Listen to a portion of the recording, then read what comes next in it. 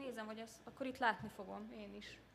Most simán látni fogod. Jó. Én is onnan néztem. Tehát ott teljesen jól lehet teljes képernyő. És akkor Teljes ezzel... képernyő. Hogyha Ja, ezt mutatni látom. akarsz, akkor ezt hosszan kell megnyomnod. Nem, Ez ilyen...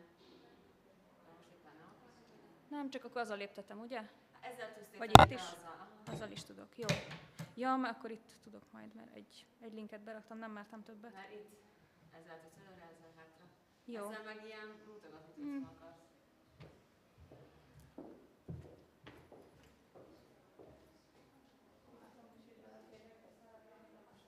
Hát a 25-ben mindenki belefér. Hát ha van kérdés, akkor is 25. Nekem viszont el kell mentem, azért lesz egy elszünet. De nem csak azért, hogy gyakorlatilag is egy. Én hát lehet, hogy mind a kettő workshopról már elmegyek. És remélem sikerül elintézni. De a tanszékre menjek ki kicsit hamarabb. Hát ha akadályaim hamarabb jönnek. Most nem tudom. Jó, azok a fokasos. Nem a billéteken a fakasztó. Odaadom. Felrakja? Szerintem akkor igen. Jó. Akkor ezt a kettő dolgot tesztelni kell. De jövök, tehát csak gondolom az oktatók, hogy csinálják meg, és muszáj ez már máshogy hozom menni fel, most esni is volt esni.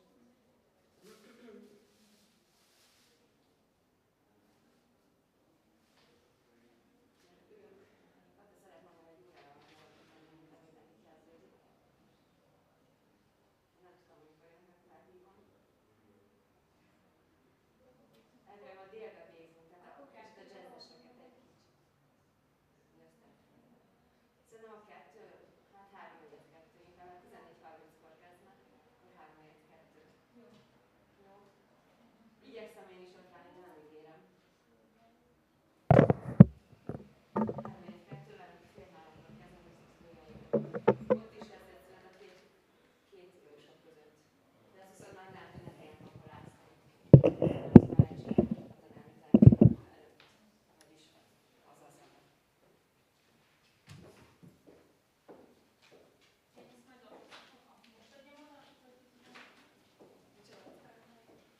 Igen, és akkor ott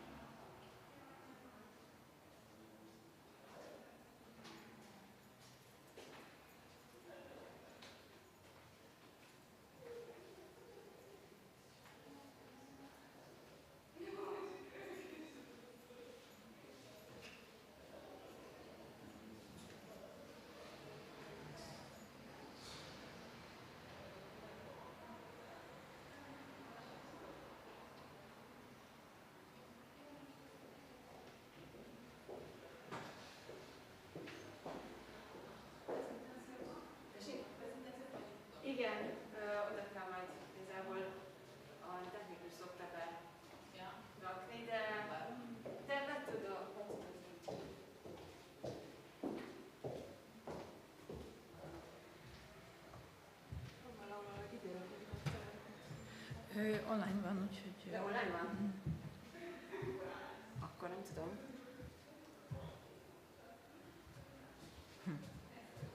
Akkor szerintem érezzük, hogy online van. Hát jó, akkor meg. Jó, ha megkérdezed, mert hogy Zoom-on közvetítve van, és akkor rám igazavarja.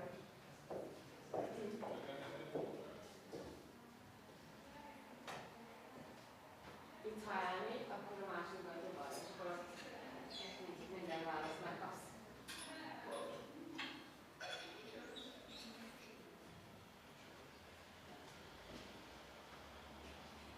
Nyugodtan töltsék fel, de ott van a kettes napnak a... Tessék? Egy inkább van rajta. Ja, értem. Van rajta webelgésző. Nem Ja, látom. csinálni olyan. Aha.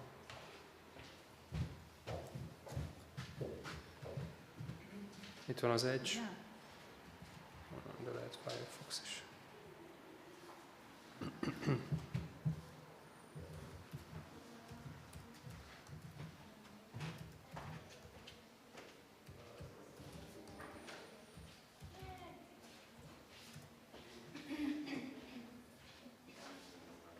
Aztán képzelem, tegnap melyik nap az valahol elérnek? A szomorú csatornán az élőben Igen? teljesen nyilvános. Jó. Bárki megnézheti, lehetőleg. Hát nem találtam. De akkor biztos azt tudja. A Szabnak a YouTube csatornáján. Szabnak a YouTube csatornája, és van egy külön élő film, azt hiszem, Mhm. és az előző élő előadásokot vannak, mint ami szak külön, vagy szak, a YouTube külön szedi így, és azért, Jó. hogy én azt hiszem, hogy így definiáltam, hogy a címlapon is tegyük közzé, de egyébként. Jó, majd megnézem akkor. Egyszer. Oké. Hát nem tudom, megtanultak végül is már, nem nagy cucc. Láttad? Tessék? Igen, szerintem igen. Ja, van egy online.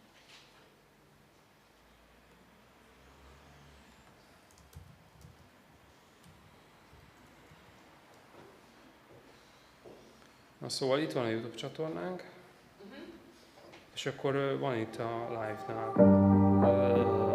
Jó, hogy az. Igen, és akkor hát past live streams, itt van a...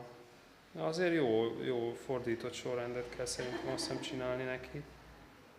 Nem tudom mi alapján rendezi be, itt kellene lennie. Ezt nem akartam.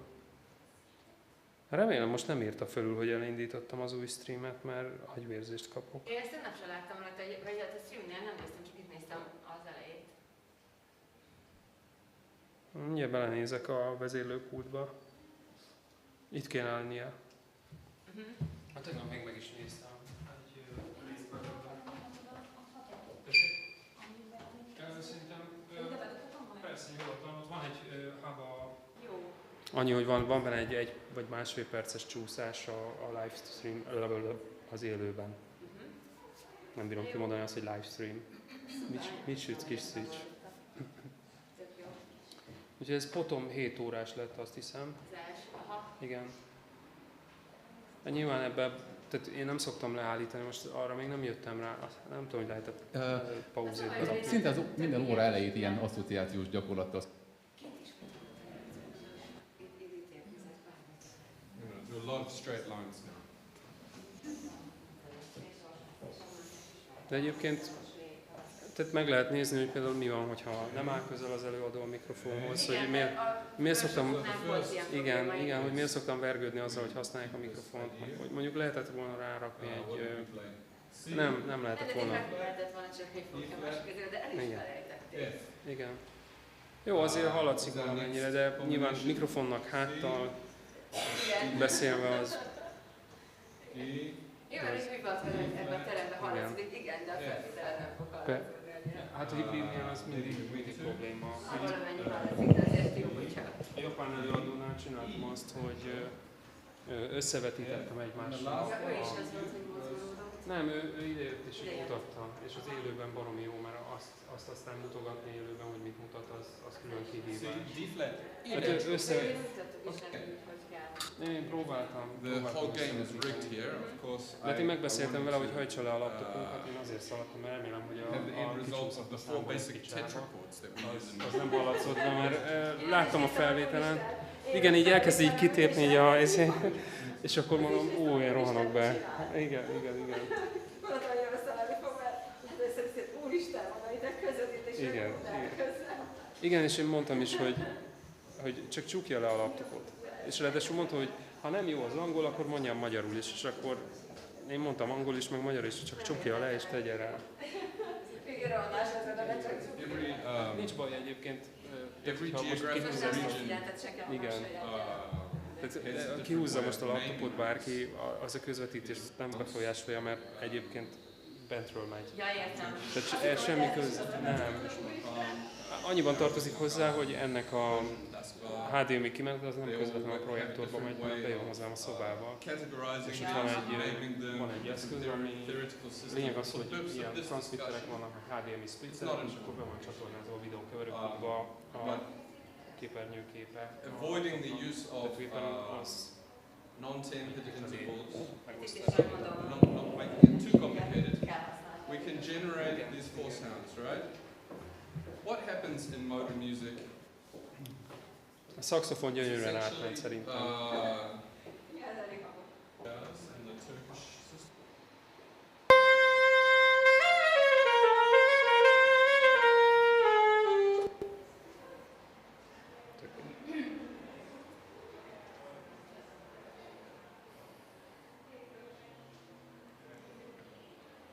Ezt nem lenne jobb, ha ezt az online-t én lementeném az asztalra? Tessék? Ja, jó. Nem nyúlok hozzá.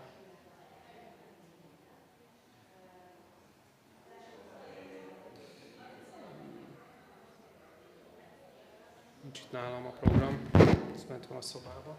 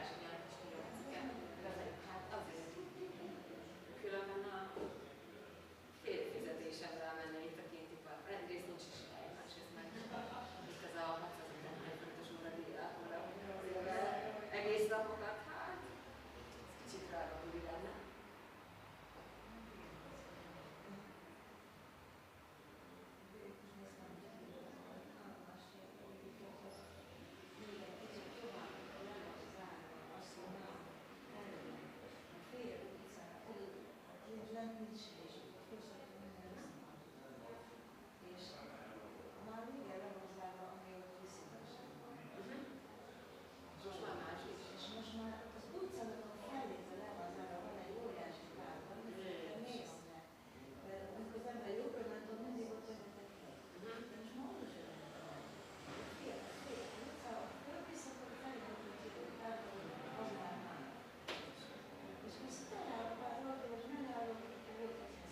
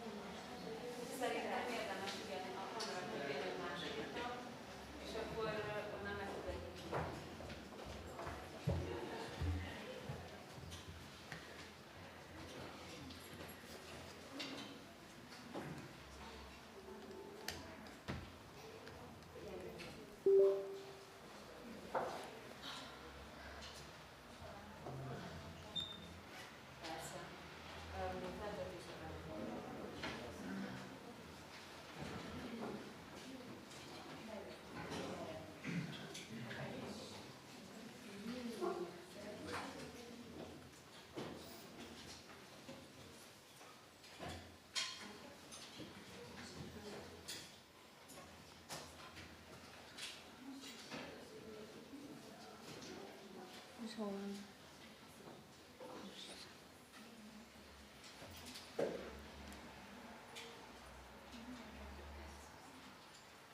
Mondom mindenkinek, hogy amikor az előadások lezárulnak, és már akkor egyetlen egy, tehát amikor egy videó következik, egy szünet van, mindent fel lehet elnézni a műsorban. Jó? Tehát ne kell nekünk vinni. A körsök után viszont vége, 12-kor, akkor már itt nem lesz semmi. És jól természetetik hagyom. És utána 14 órára kellene jönni azoknak, akik zenekultúrások. A hitatlan széken a Macerka tanárnők termével szembeni kis helyen lesz a kávészület, és akkor ott kellene pakolni, de akkor most önök is bemegy. Tessék? Leválasztottam a kameráimat. Ja, jobb! Azt keresem, hogy ott. Nem kell, csak látom, hogy próbálkozik, és plusz gombra kattintott, és akkor én... Jó, rendben, köszönöm szépen, meg de megnyitom, hogy működik-e. Mozgolódni fognak, szomjasak lesznek, éhesek lesznek. Jó? Na most lesz... Mely hanyadik lesz a zené? A második, fél 9-től. Azt nem tudom, most 8-tól lesz. Igen, van egy plusz. Jó. Jó, rendben, elvileg működik. Ja.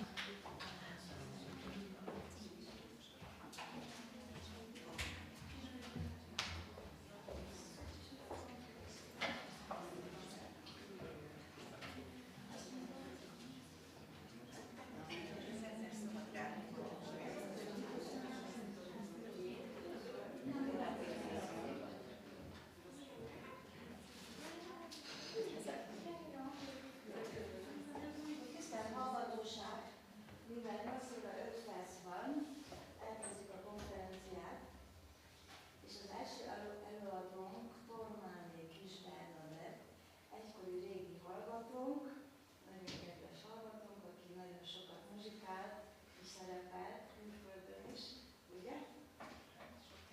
Igen. És akkor fel kéne Bernadett, hogy lesz, és akkor jöjjön és tartsa meg a előadását, melynek a címe énekzene, tanulói motiváció mérése.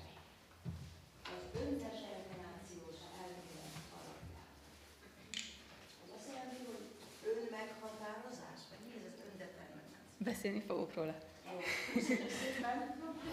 Fontos.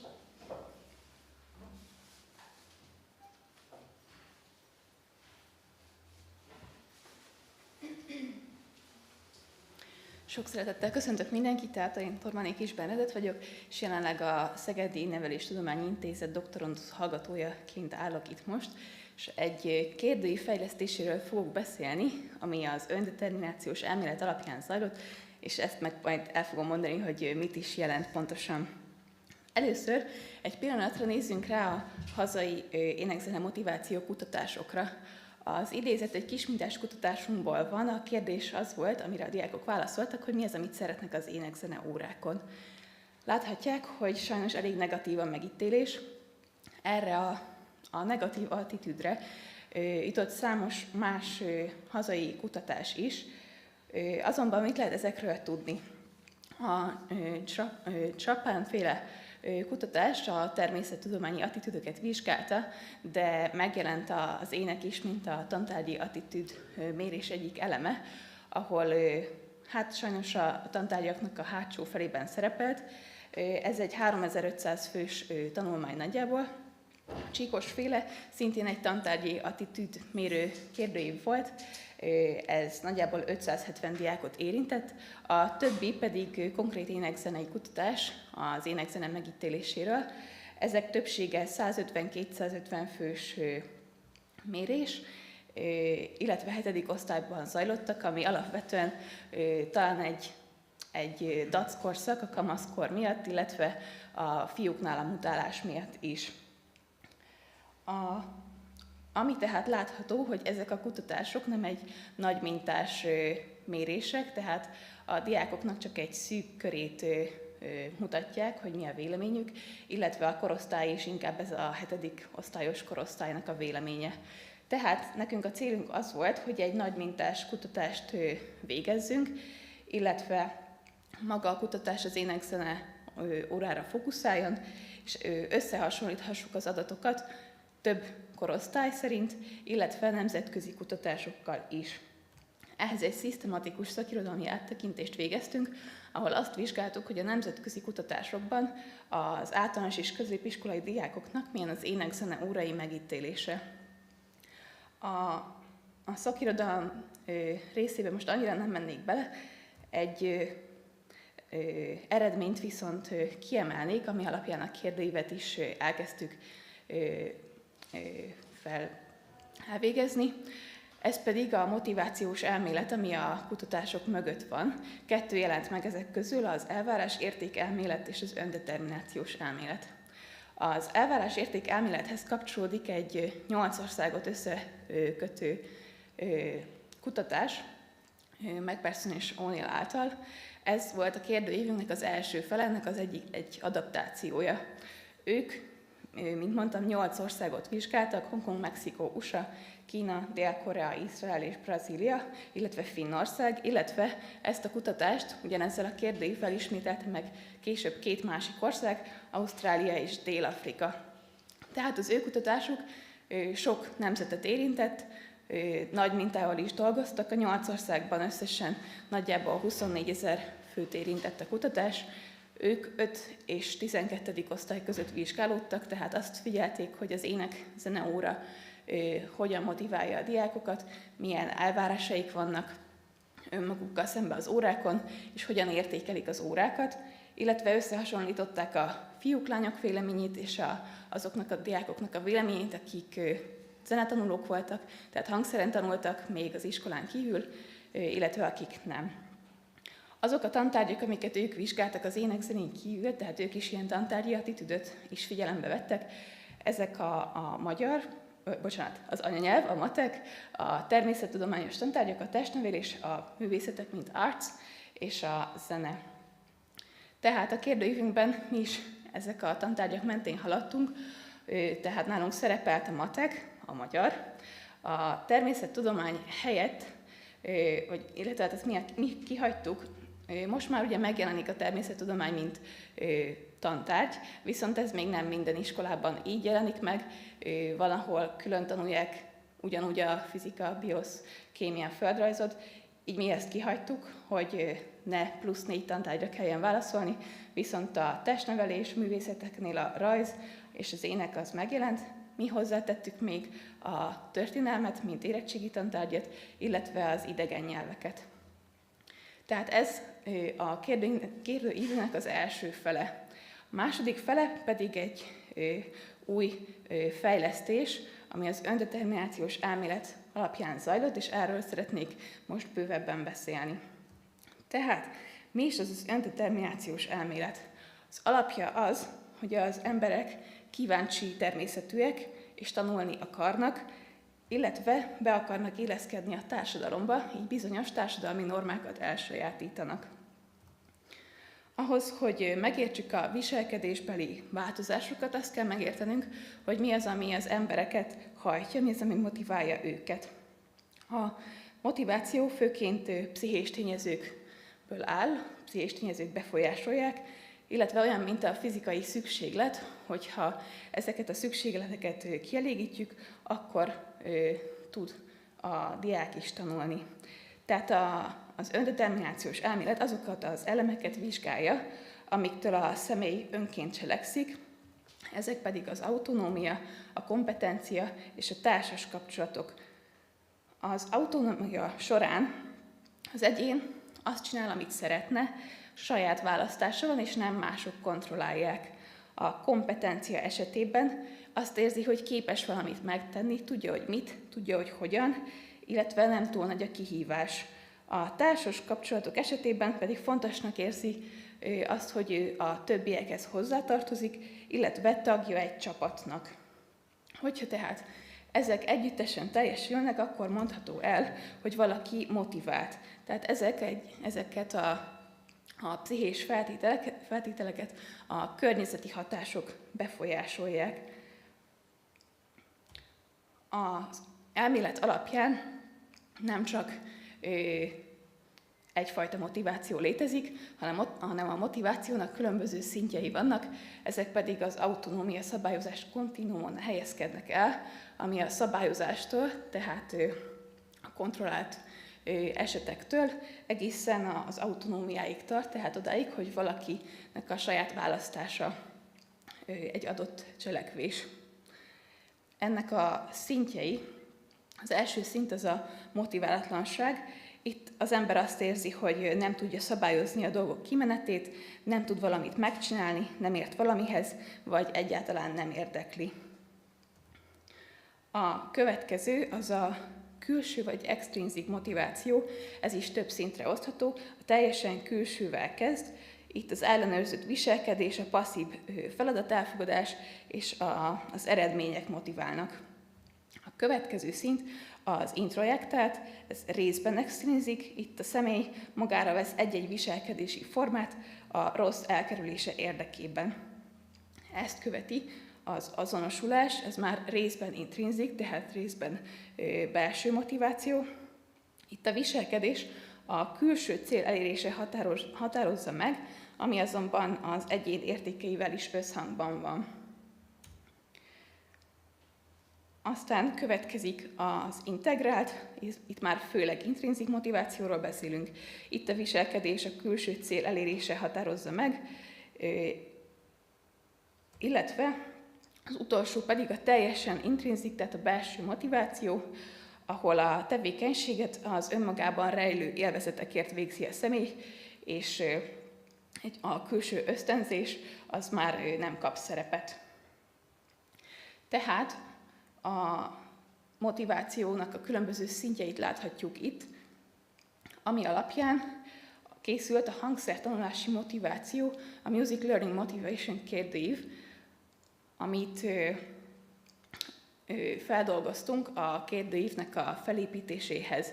A kérdőív készítői a különböző szintekhez rendeltek mondatokat, ezekre láthatnak itt példákat. Tehát, hogyha valaki hangszeren tanult, akkor töltötte ki ezt a kérdőívet.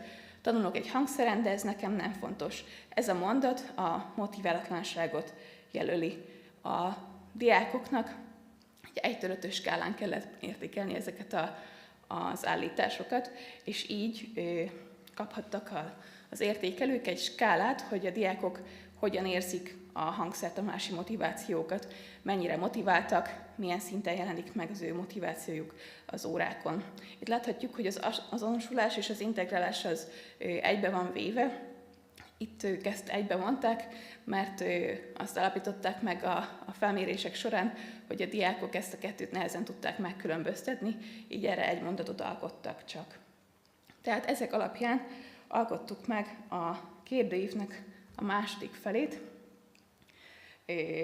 Az ECMK az ének-zene motivációs kérdőívet jelenti ebben az esetben. 2 dimenzióból épült fel a kérdőív. Az első, amit eddig is említettem, tehát az öndeterminációs elméletnek a 6 különböző szintje. A másik motiváció pedig, illetve a másik dimenzió pedig az ének-zene tanórán megjelenő fejlesztési feladatok a 2020-as NACS szerint. Tehát az éneklés, ami talán elég egyértelmű, illetve a zenehallgatás is. A ritmikai fejlesztéshez a mondatokban a ritmustapsolást választottuk. Nyilván a ritmikai fejlesztés nem csak a ritmustapsolásból áll, de azért, hogy ne legyen túl sok mondat, és a diákok számára is egyértelmű legyen, ezért ezt választottuk. Hallásfejlesztéshez ugyanezen az elven a szolmizációt, választottuk a zenei írás-olvasáshoz a kottázást, illetve hozzáadtuk még a zenetörténetet is, mivel a felső tagozaton már ez is megjelenik, illetve ez is talán egy befolyásoló tényező lehet, ami a diákok motivációját illeti.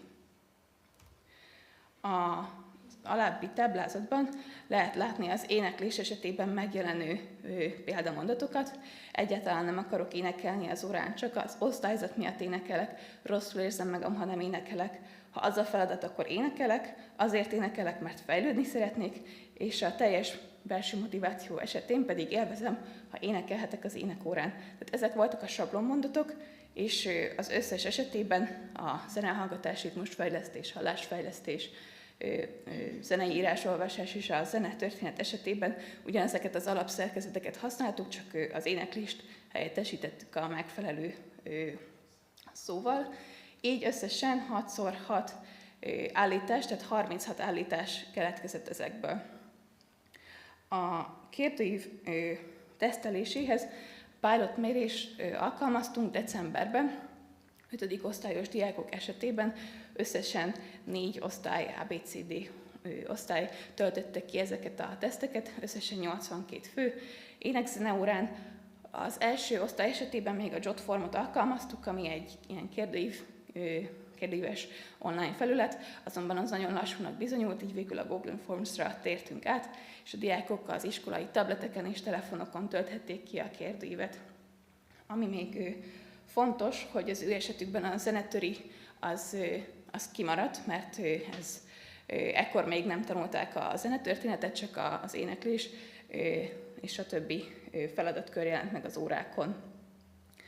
A mérésnek az eredménye alapján a különböző dimenziókról elmondható, hogy jól mérik tehát a reliabilitásuk az jó, Cronbach-alfa értékeket láthatjuk a dián. Itt a motiváció szintjein igazán erős értékek láthatóak, a másik dimenziónál valamivel alacsonyabbak, mégis úgy ítéltük meg, hogy ezek alapján egy összevont mutatót lehet képezni, tehát a diákoknak a 30, ez esetben 30 állításra adott válasza alapján képeztünk egy mutatót, ami azt mutatja meg, hogy valaki mennyire motivált az énekórán. És akkor ezek alapján szeretnék mutatni néhány érdekes eredményt.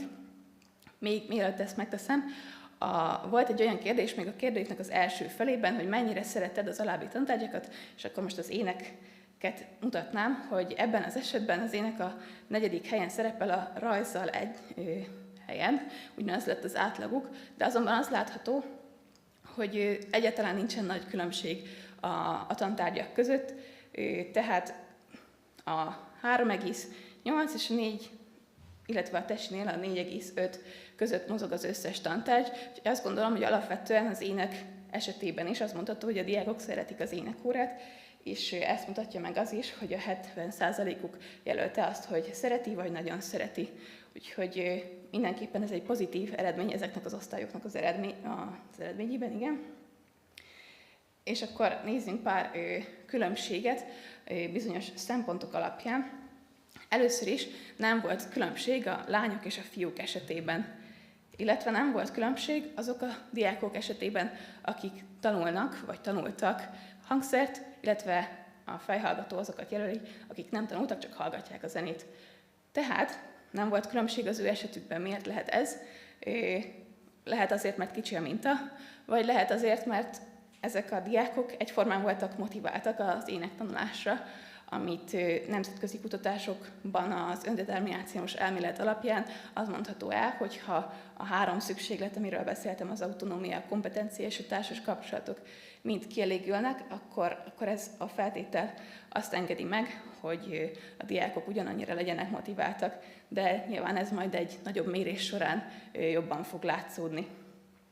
Ami viszont különbség volt, hogyha valakinek az anyukája énekelt otthon, akkor ő motiváltabb volt az énekórán, vagy ha valakinek az apukája énekelt otthon, akkor ő is motivált volt az énekórán. Ez nagyjából mindkét esetben 50-50% körül volt a szülők, akik énekeltek otthon. Illetve még azt mondható el, ami talán nem egy nagy meglepetés, hogy azok a diákok, akik kedvelték az énekórát, ők motiváltabbak voltak. Tehát a következő lépések a kutatásunkban egyértelműen egy nagy mintásmérés, amit kezdetben egy keresztmenteti méréssel néznénk, tehát 5., 7. és 9. osztályban végeznénk a mérést, összehasonlítanánk ezeket az adatokat, hogy az alapján hogyan változik a diákoknak a motivációja, illetve majd egy évvel később ugyanezeknél a diákoknál egy longitudinális mérés keretében néznénk, hogy ugyanezeknek a diákoknak hogyan változott a motivációja. Köszönöm szépen a figyelmet!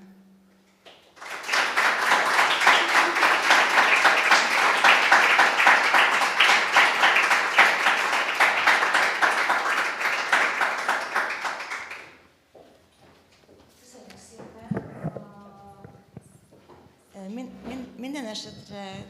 Bernadett, odaadom ezt az oklevelet, és nagyon köszönöm az előadást, és gratulálok is hozzá. Van-e valakinek kérdése? Most felteheti, mert nem vagyunk időszűkében. Nekem is. Nekem az lenne a kérdésem, Veti, hogy publikus-e, hogy melyik iskolában? Tehát szegedi iskolában, vagy Szeged környéki iskolában? Tehát Volt publikus... a pilot mérés? Igen. A Hódmezővásárhelyi Németh Lászlóban, ahol tehát a saját diákjaimmal végeztem a kutatást, olyan pilot mérést. Tehát ők nem is lesznek így már benne a nagy mérésben. Igen. Jó, köszönöm szépen. Hát én azért mélyen vagyok érintve ebben, mert amikor az egyetemre jártam, a József Attila Tudományegyetem pedagógiai szakát végeztük el itt sokan, a Dombi tanárnő is, és akkor az én témám az a motiváció az zongoraórán volt. És így láttam, hogy mennyire szépen, mennyit fejlődött egyáltalán a lehetőségek is milyenek, úgyhogy nagyon érdekes volt számomra, és az is, hogy választ adott a Detti azokra a kérdésekre, amit fel akartam tenni, például, hogy van-e olyan mérés, hogy mennyire szereted a fizika órát, meg mennyire szereted a matematika órát. És azért nagyon örülök, hogy ez az előadás ez most rámutatott arra, hogy ez nem egy sajátságos dolog az, hogy most utálják az énekórát, tehát ez nem így van. Úgyhogy én ezért nagyon örülök. Most még csak egyetlen egy dolgot szeretnék kérdezni, hogy ugye láttuk, hogy a szülőknek a befolyása milyen nagy, és hogy a tanároknak a befolyása milyen nagy, az nem tudom, hogy az valahogyan ki fog-e derülni. Mert bizonyára mindenki a személyes emlékeiből tudja, hogy azokat a tantárgyokat szerette legjobban, amiknek a tanárát szerette legjobban. Igen vagy nem?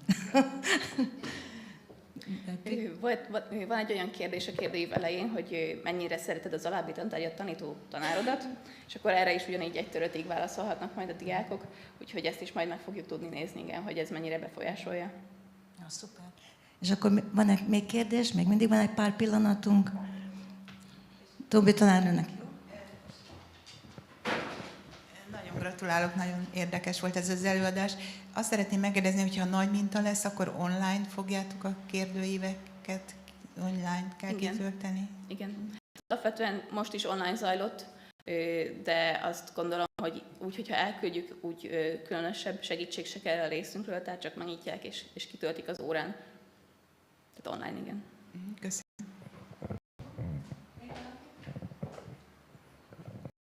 Köszönöm szépen az aktivitást. Köszönöm a kiváló előadást. Még egyszer nagyon köszönöm személyesen is. És akkor felkérem, muszáj egy kicsit puskáznom dr. Dobos Bianca ifjú kolléganőnket, aki nem csak korát illetően ifjú, hanem mint a tanszéki tanár is ifjú, hogy tartsa meg az előadását. A boldogságtól való félelem feltárása egyetemisták körében, a perfekcionizmus, a tudományos kiégés, a magány és a kilátástalanság szerepe. Köszönöm szépen. Az előadásom angol nyelvű lesz. So, I would like to present a study that was recently published in the Scandinavian Journal of Psychology. And the study is about fear of happiness and the role of perfectionism, academic burnout, loneliness, and hopelessness. So the study was conducted in Hungary after it received an approval from the university. We made an online questionnaire that was posted on different student groups on Facebook, and a total of 1,148 students participated. They were aged between 18 and 35, with a mean age of 22 years. 970 were females. So the fear of happiness is the belief that joy, contentment, and happiness may have negative consequences. So in certain cultures in East Asia, like China or Japan, Korea, or even Russia, people have aversive views about happiness. They think about if they feel extreme happiness, it means that something bad will happen, or it is egoistic to be happiness because they don't deserve it. And studies have shown that as an unrecognized emotion, fear of happiness may contribute to a failure of pursuit of happiness. So it means that they can achieve less happiness by the fear of it. And it leads to lower levels of self-esteem and life satisfaction. And also, it is related to the onset of depression-related symptoms in healthy individuals. Unfortunately, a growing number of people report being unhappy these days, despite that we really want to be happy. But only one study investigated fear of happiness and perfectionism. They found a positive correlation. However, perfectionism was measured with only one item. I am hardly ever satisfied with my performance. This item is from the Almost Perfect scale. So the novelty of our study is that we included both dimensions of perfectionism, adaptive and maladaptive. We highlighted new factors that can have a predictive role in the fear of happiness, and we measured the relationship between perfectionism and burnout, and fear of happiness and burnout. And also, it was the first study that measured fear of happiness in Hungary. The main purpose was to extend our knowledge about fear of happiness and identify previously unexplored variables in its background. And so the first key variable would be perfectionism. So we know from previous studies that perfectionism and happiness were not related, but perfectionism correlated with fear and sadness, so with negative emotions. We also know that perfectionism was positively associated with burnout, but mostly maladaptive perfectionism. So the connection between perfectionism and adaptive perfectionism was not clear. And hopelessness can be a mediator between psychological vulnerability and subjective happiness, while it can be associated with loneliness also. To measure these 5 variables, we used the following scales. Fear of happiness scale, a Maslach burnout inventory, a brief version of Frost multidimensional perfectionism scale, which contains only 8 items instead of 29 in the original scale, 6-item loneliness scale, and a 3-item version of hopelessness scale by Beck et al. Our first objective was to detect gender differences in fear of happiness and all the other variables. And a second objective was to test in multiple regression models how dimensions of perfectionism, loneliness, hopelessness, and academic burnout may contribute to the fear of happiness, controlling for age and gender. On the first table, we can see the descriptive statistics of the scales. And so male participants showed significantly higher scores on fear of happiness, perfectionism total scale, and adaptive perfectionism, as well as the cynicism subscale of the burnout. So we can say that male students fear happiness more, they are more perfectionistic, as well they have more adaptive perfectionism, which is the healthy type of perfectionism, but they are more cynical about their studies. Female participants, on the other hand, they showed more efficacy in their studies, so they are more efficient in their university studies. Second table shows the correlation between the scales.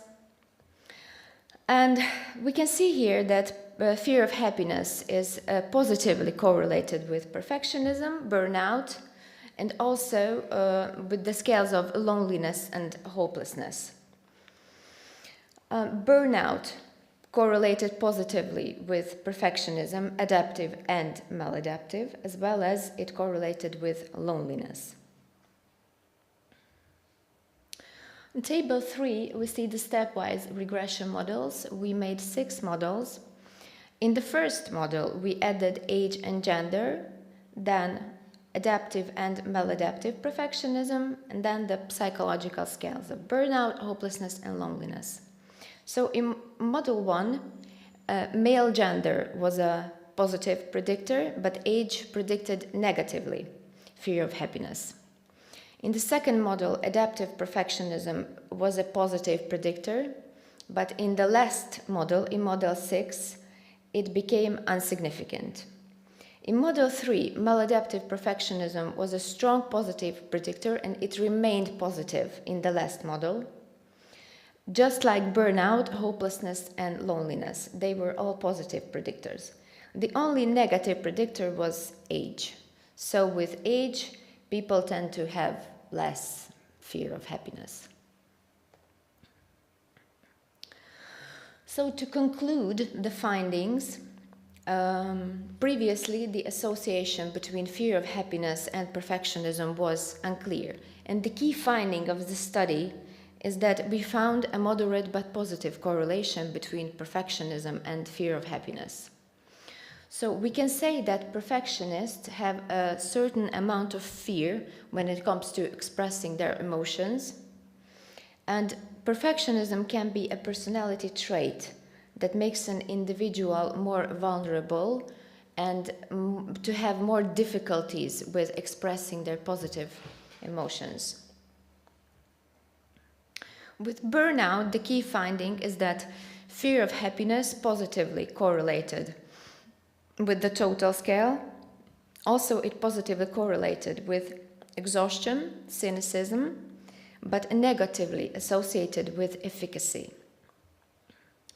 So here we can say that students who are emotionally exhausted and cynical are more fearful of happiness. And contrary, students who are more efficient, they have significantly less fear of happiness. This finding supports the idea that positive emotions can be associated with negative emotional state. Our studies have several limitations. The first one is that we had unbalanced gender distribution because the majority of participants were females. The study sample consisted only of university students, and we used a brief version of perfectionism scale that does not contain items from the organization, parental expectations, and parental criticism subscales.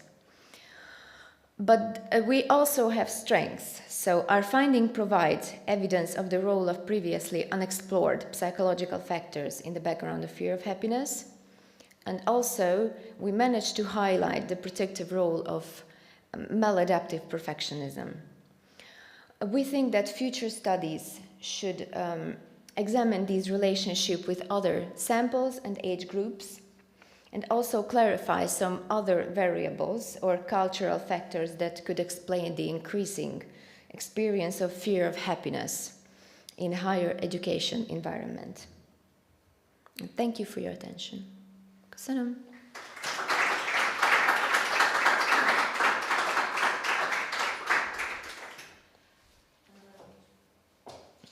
Thank you for your presentation. Should we use English or can Hungarian? Which do you choose? Magyarul is lehet. Yeah, have anybody question? Maybe. We can, just I open the door with the fly, go out. So, van valakinek kérdése esetleg az előadáshoz? Itt vannak nagyon jól angolul tudók, akiknek nem okozott nehézséget az megértése. Mindenképpen érdekes. Ismételt nagy az aktivitás. Na, még mindig lehet kérdezni valami. Még reggel van.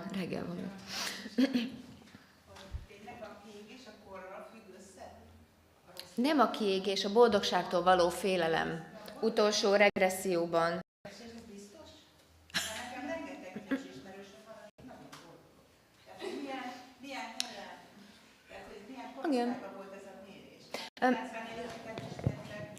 Nem. A mérés egyetemi hallgatók Ja, körében hát történt egyetemi csak. hallgatók azok a fiatal. Köszönöm.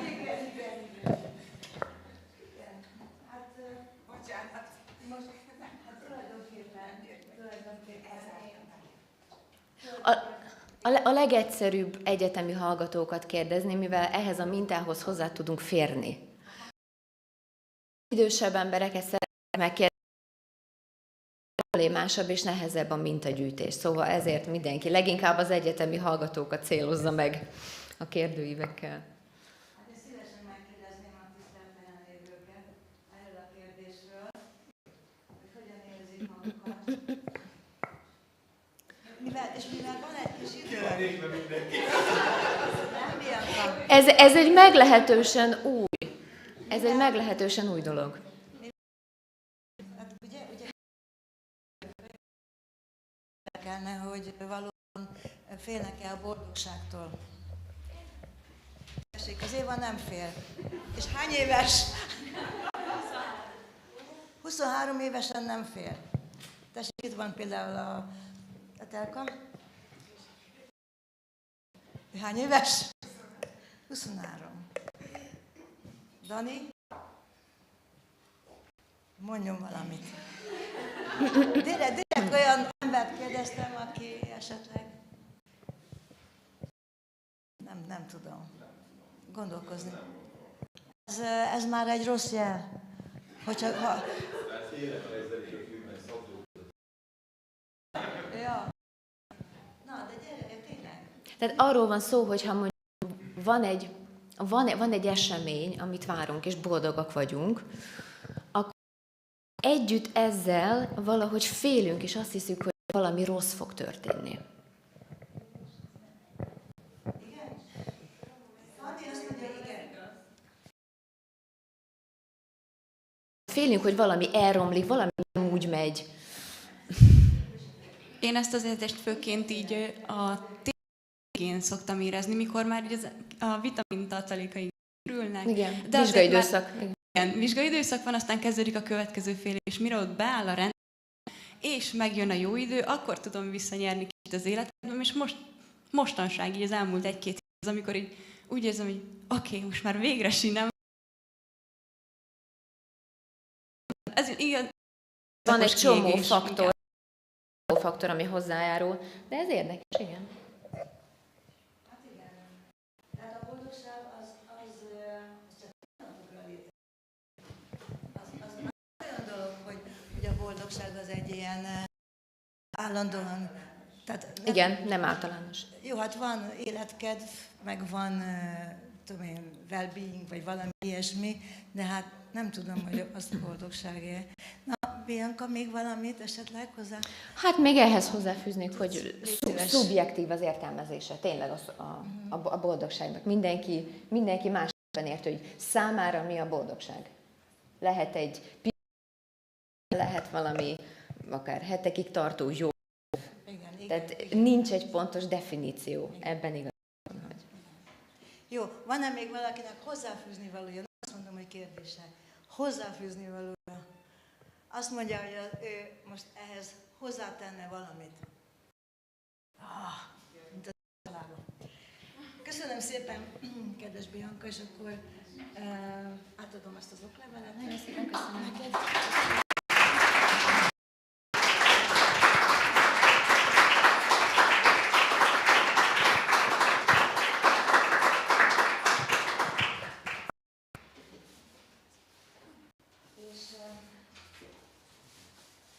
Szerintem lehet folytatni az eszmecserét, majd ugye kicsit ennyi hivatalos keretek között. Erről még a téma maga nagyon érdekes.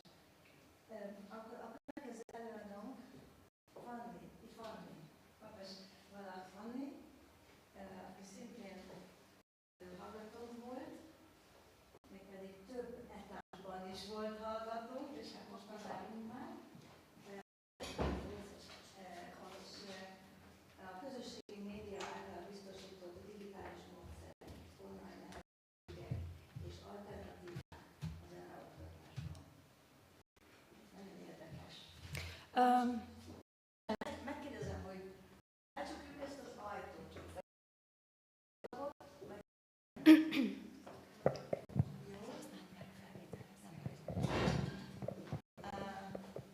Mi a legjobb? Vagy miben csukjuk? Biztos, hogy most nem jön. Akkor ezt hagyjuk nyitva, jó? Jó. És akkor megnyitva. Semmi, akkor kezdem. Jó.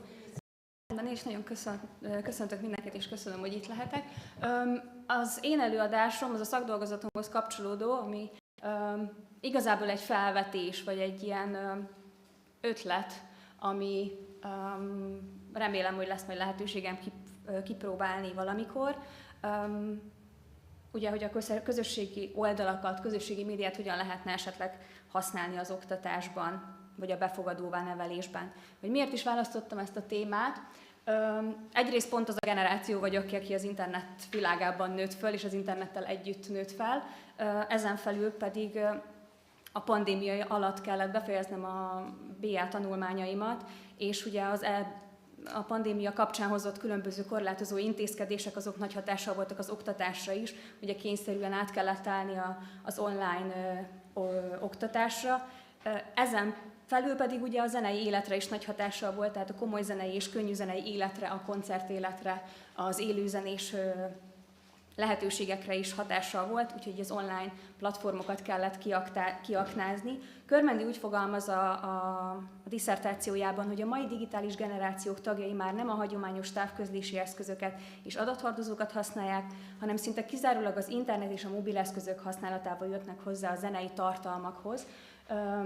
Úgyhogy ezt nyilván figyelembe kell vennünk, ezért itt most az előadásomban szeretném áttekinteni ezeket a generációkat, hogyan alakultak a fogyasztási szokásaik online környezetben, milyen közösségi média platformok merültek fel először, ezek hogyan fejlődtek, hogy eljutottak a mostaniakhoz, illetve a digitális lehetőségek az oktatásban hogyan fejlődtek így nagy vonalakban, és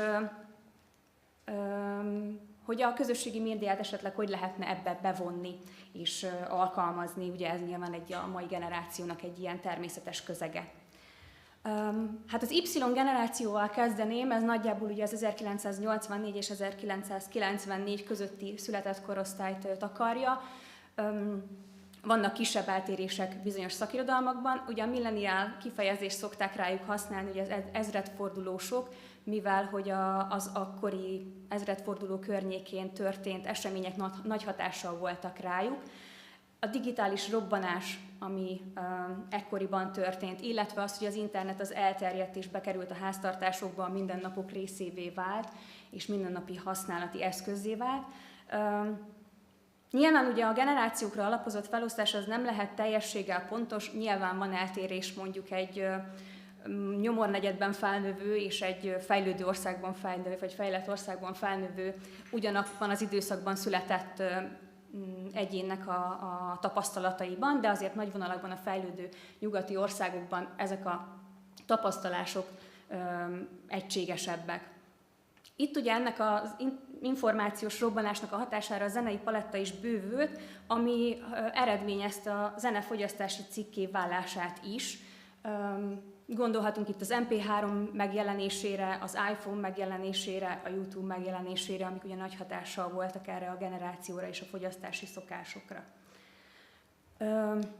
Hogyan is jelent meg a közösségi média? Ugye a Web 2.0 az már egy szerkeszthető felület volt, interakciókra adott lehetőséget, így a tartalomnak a szerzője és a fogyasztója vagy felhasználója között kapcsolat jöhetett létre, illetve az egyén lehetett egy személyben szerző is és felhasználó is. Megjelent a címkézés, ugye ezek a hashtagek, amik egy ilyen kategorizálást vagy katalogizálást, rendszerezést tettek lehetővé, illetve ez a kétirányúság, amit említettem, együttműködést eredményezett a használók között, és közösségek kialakítására volt lehetőség ezáltal. Így létrejött egy tudásépítő közösség. Itt látható ezen a 2004-es ábrán, hogy hogyan is fejlődött, vagy mennyi fogyasztója is van az utóbbi 24 évben a közösségi média platformoknak. És ugye globálisan a társadalom nagy része már használja ezeket a felületeket. Az MP3-at említettem, itt ezt nem lehet kihagyni, annak ellenére, hogy ugye nem közösségi média vagy online tartalom. 1995-ben jelent meg, nyilván ugye ennek a tömörítési formának az volt az egyik előnye, hogy sokkal kisebb méretű fájlként tudtuk ezeket az adathordozókra rátölteni, így nagyobb mennyiségű zene fért rá, és a választék is ugye egyre nagyobb lett és könnyebben elérhető. Megjelent az iPod, mint ugye ennek a formátumnak a lejátszására alkalmas eszköz, és az iTunes is 2003-ban, ami egy ilyen zenei könyvtárat jelentett, viszont elkezdődött a kereskedelem, úgyhogy az online zenei tartalmaknak a kereskedelme is ekkor megindult. A peer-to-peer file megosztók, tehát ponttól pontig történő megosztást engedélyező programok, alkalmazások, oldalak ilyenek voltak. Ugye az általunk feltöltött MP3 formátumú a megosztására volt képes, és ugye teljesen más ponton a világban bárhol elhelyezkedő emberek tudtak egymással fájlokat megosztani, illetve ugye itt a nagy részük azért a zenei fájlokat jelentette, úgyhogy a csevegés által és a csevegésnek a lehetősége által létrejöhettek ilyen zenei ízlésen alapuló közösségek, online közösségek, ami ugyan nem nevezhető még kifejezetten közösségi média platformok, de ez egy ilyen első lépésnek tekinthető, és érdekes, hogy ez a zenei ízlésen alapuló fájlmegosztókból indult el. Hát a MySpace, ez egy nagyon-nagyon ikonikus oldal volt, ami szintén nagyon sok tekintetben a zenére alapozott, ugye ez 2003-ban jelent meg, ez úgy gondolom, hogy ennek a generációnak egy ilyen tényleg nagyon meghatározó közösségi média platformja volt, popkulturális szempontból is, illetve ugye a zenei szempont, amit említettem, alapvetően a fontos aspektusok között, a fontos központi témák között ezen a platformon a zene volt fontos, és sok együttes, zenekar és amatőr zenészek is elkezdték ide feltölteni az anyagaikat, illetve ami érdekes volt számomra, vagy érdekes számomra, hogy ugye meg lehetett már szerkeszteni a saját kis profilunkat, ugye ezáltal egy ilyen a személyiségünkről is tudtunk valamit az ismerősöknek, barátoknak megosztani, és ezek között volt egy olyan lehetőség, ami egy beágyazott zenét, amint valaki az oldalunkra indított, azt elkezdte lejátszani, ezáltal ugye meg tudtuk határozni egy kicsit, hogy zenei szempontból mi legyen rólunk az első benyomás. Illetve a MySpace Records 2006-ban megalapult, az oldal egy saját lemezkiadót is létrehozott, és próbálta még feltörekvő zenekarokat és előadókat pártolni. Az MSN itt zenei szempontból annyit, ugye ez egy csevegésre alkalmas. Itt a hangüzeneteket tartanám fontosnak így zenei szempontból, ugye itt is kivágott zenei részleteket tudtunk akár egymásnak elküldeni, amit mi tudtunk meg kreálni, illetve itt is látható az, hogy éppen aktuálisan mit hallgatunk, hogyha ezt szinkronizáltuk a lejátszó programunkkal a számítógépen. A Facebook ugye 2004-ben jelent meg, 2006 óta mindenki regisztrálhat rá, aki 13 éven felüli, és ez egy kicsit ki is ütötte a MySpace-t, ugyanis ide beágyazható tartalmakat lehetett feltölteni és megosztani. Itt zenei szempontból szerintem ami fontos, az az eseményeknek a funkciója, az események funkció, ahol ugye hangversenyeket, koncerteket, bármilyen ilyen eseményt tudunk keresni, viszont szerintem ez annyira nincs optimalizálva ez a keresési funkció. Számomra legalábbis általában nagyon irreleváns eseményeket szokott ajánlani. A YouTube, mint videó megosztó platform szintén alkalmas volt közösségnek a létrehozására, és itt is a zenei tartalmak nagyon jelentősek, a videóklippek, koncertfelvételek, a hangversenyfelvételek, vagy akár csak hangfelvételek és ismeretterjesztés, oktatási anyagok szempontjából is fontos. Itt is zenei szempontból ugye 2015-ben létrehoztak egy saját streaming szolgáltatást, ez a YouTube Music. A Twitter, ugye ez egy mikroblog, ami most X néven működik, és Itt ugye korlátozott számú karaktert lehet írni, viszont itt is van beágyazott multimédiás tartalmaknak a megosztására, így ugye zenei tartalmaknak a megosztására, és a SoundCloud, ami zenei streaming platform, azok közül is az első, ami eredendően egy ilyen kollaboratív platformnak indult, ahol az amatőr zenészek megoszthatták tartalmaikat, és ezzel kapcsolatban kaphattak megjegyzéseket, ötleteket, tudtak kommunikálni a többi felhasználóval.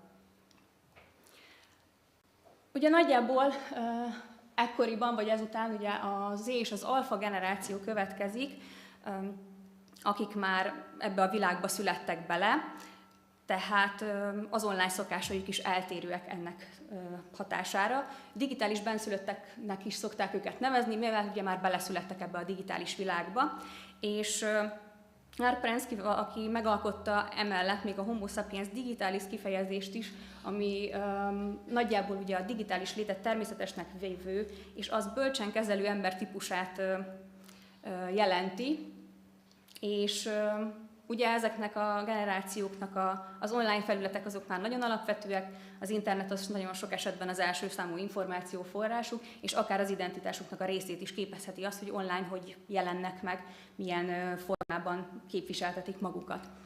Ugye a Z generáció az nagyjából 94, 96 és 2010 között születetteket takarja.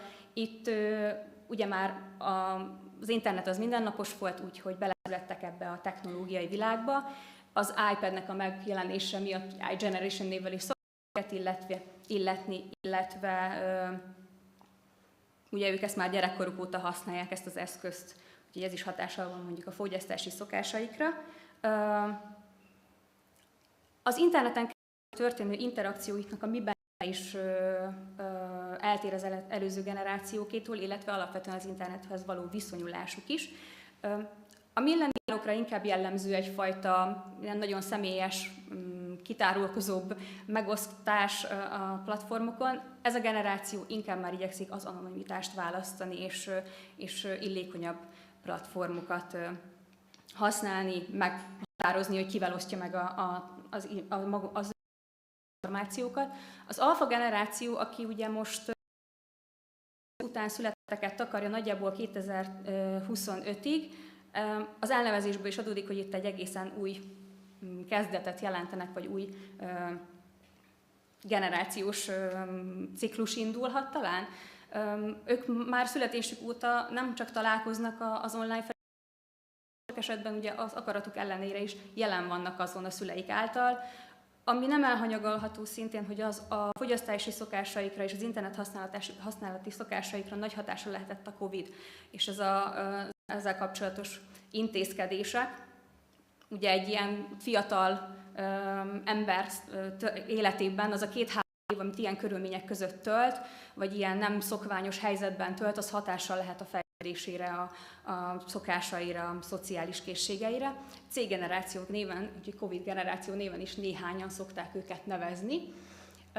Ugye a lezárások hatására több időt töltöttek otthon a szüleikkel, mint amit egyébként normál esetben töltöttek volna, illetve az oktatás és a munka is otthon zajlott, úgyhogy ez a generáció viszonylag hamar találkozott, vagy hát kénytelen volt találkozni ilyen online digitális oktatási lehetőségekkel. Itt az AI-t vagy a ChatGPT-t megemlíteném, amiről tegnap is ugye esett szó, hogy kérdéses a használata, én úgy gondolom, hogy nincs még megfelelően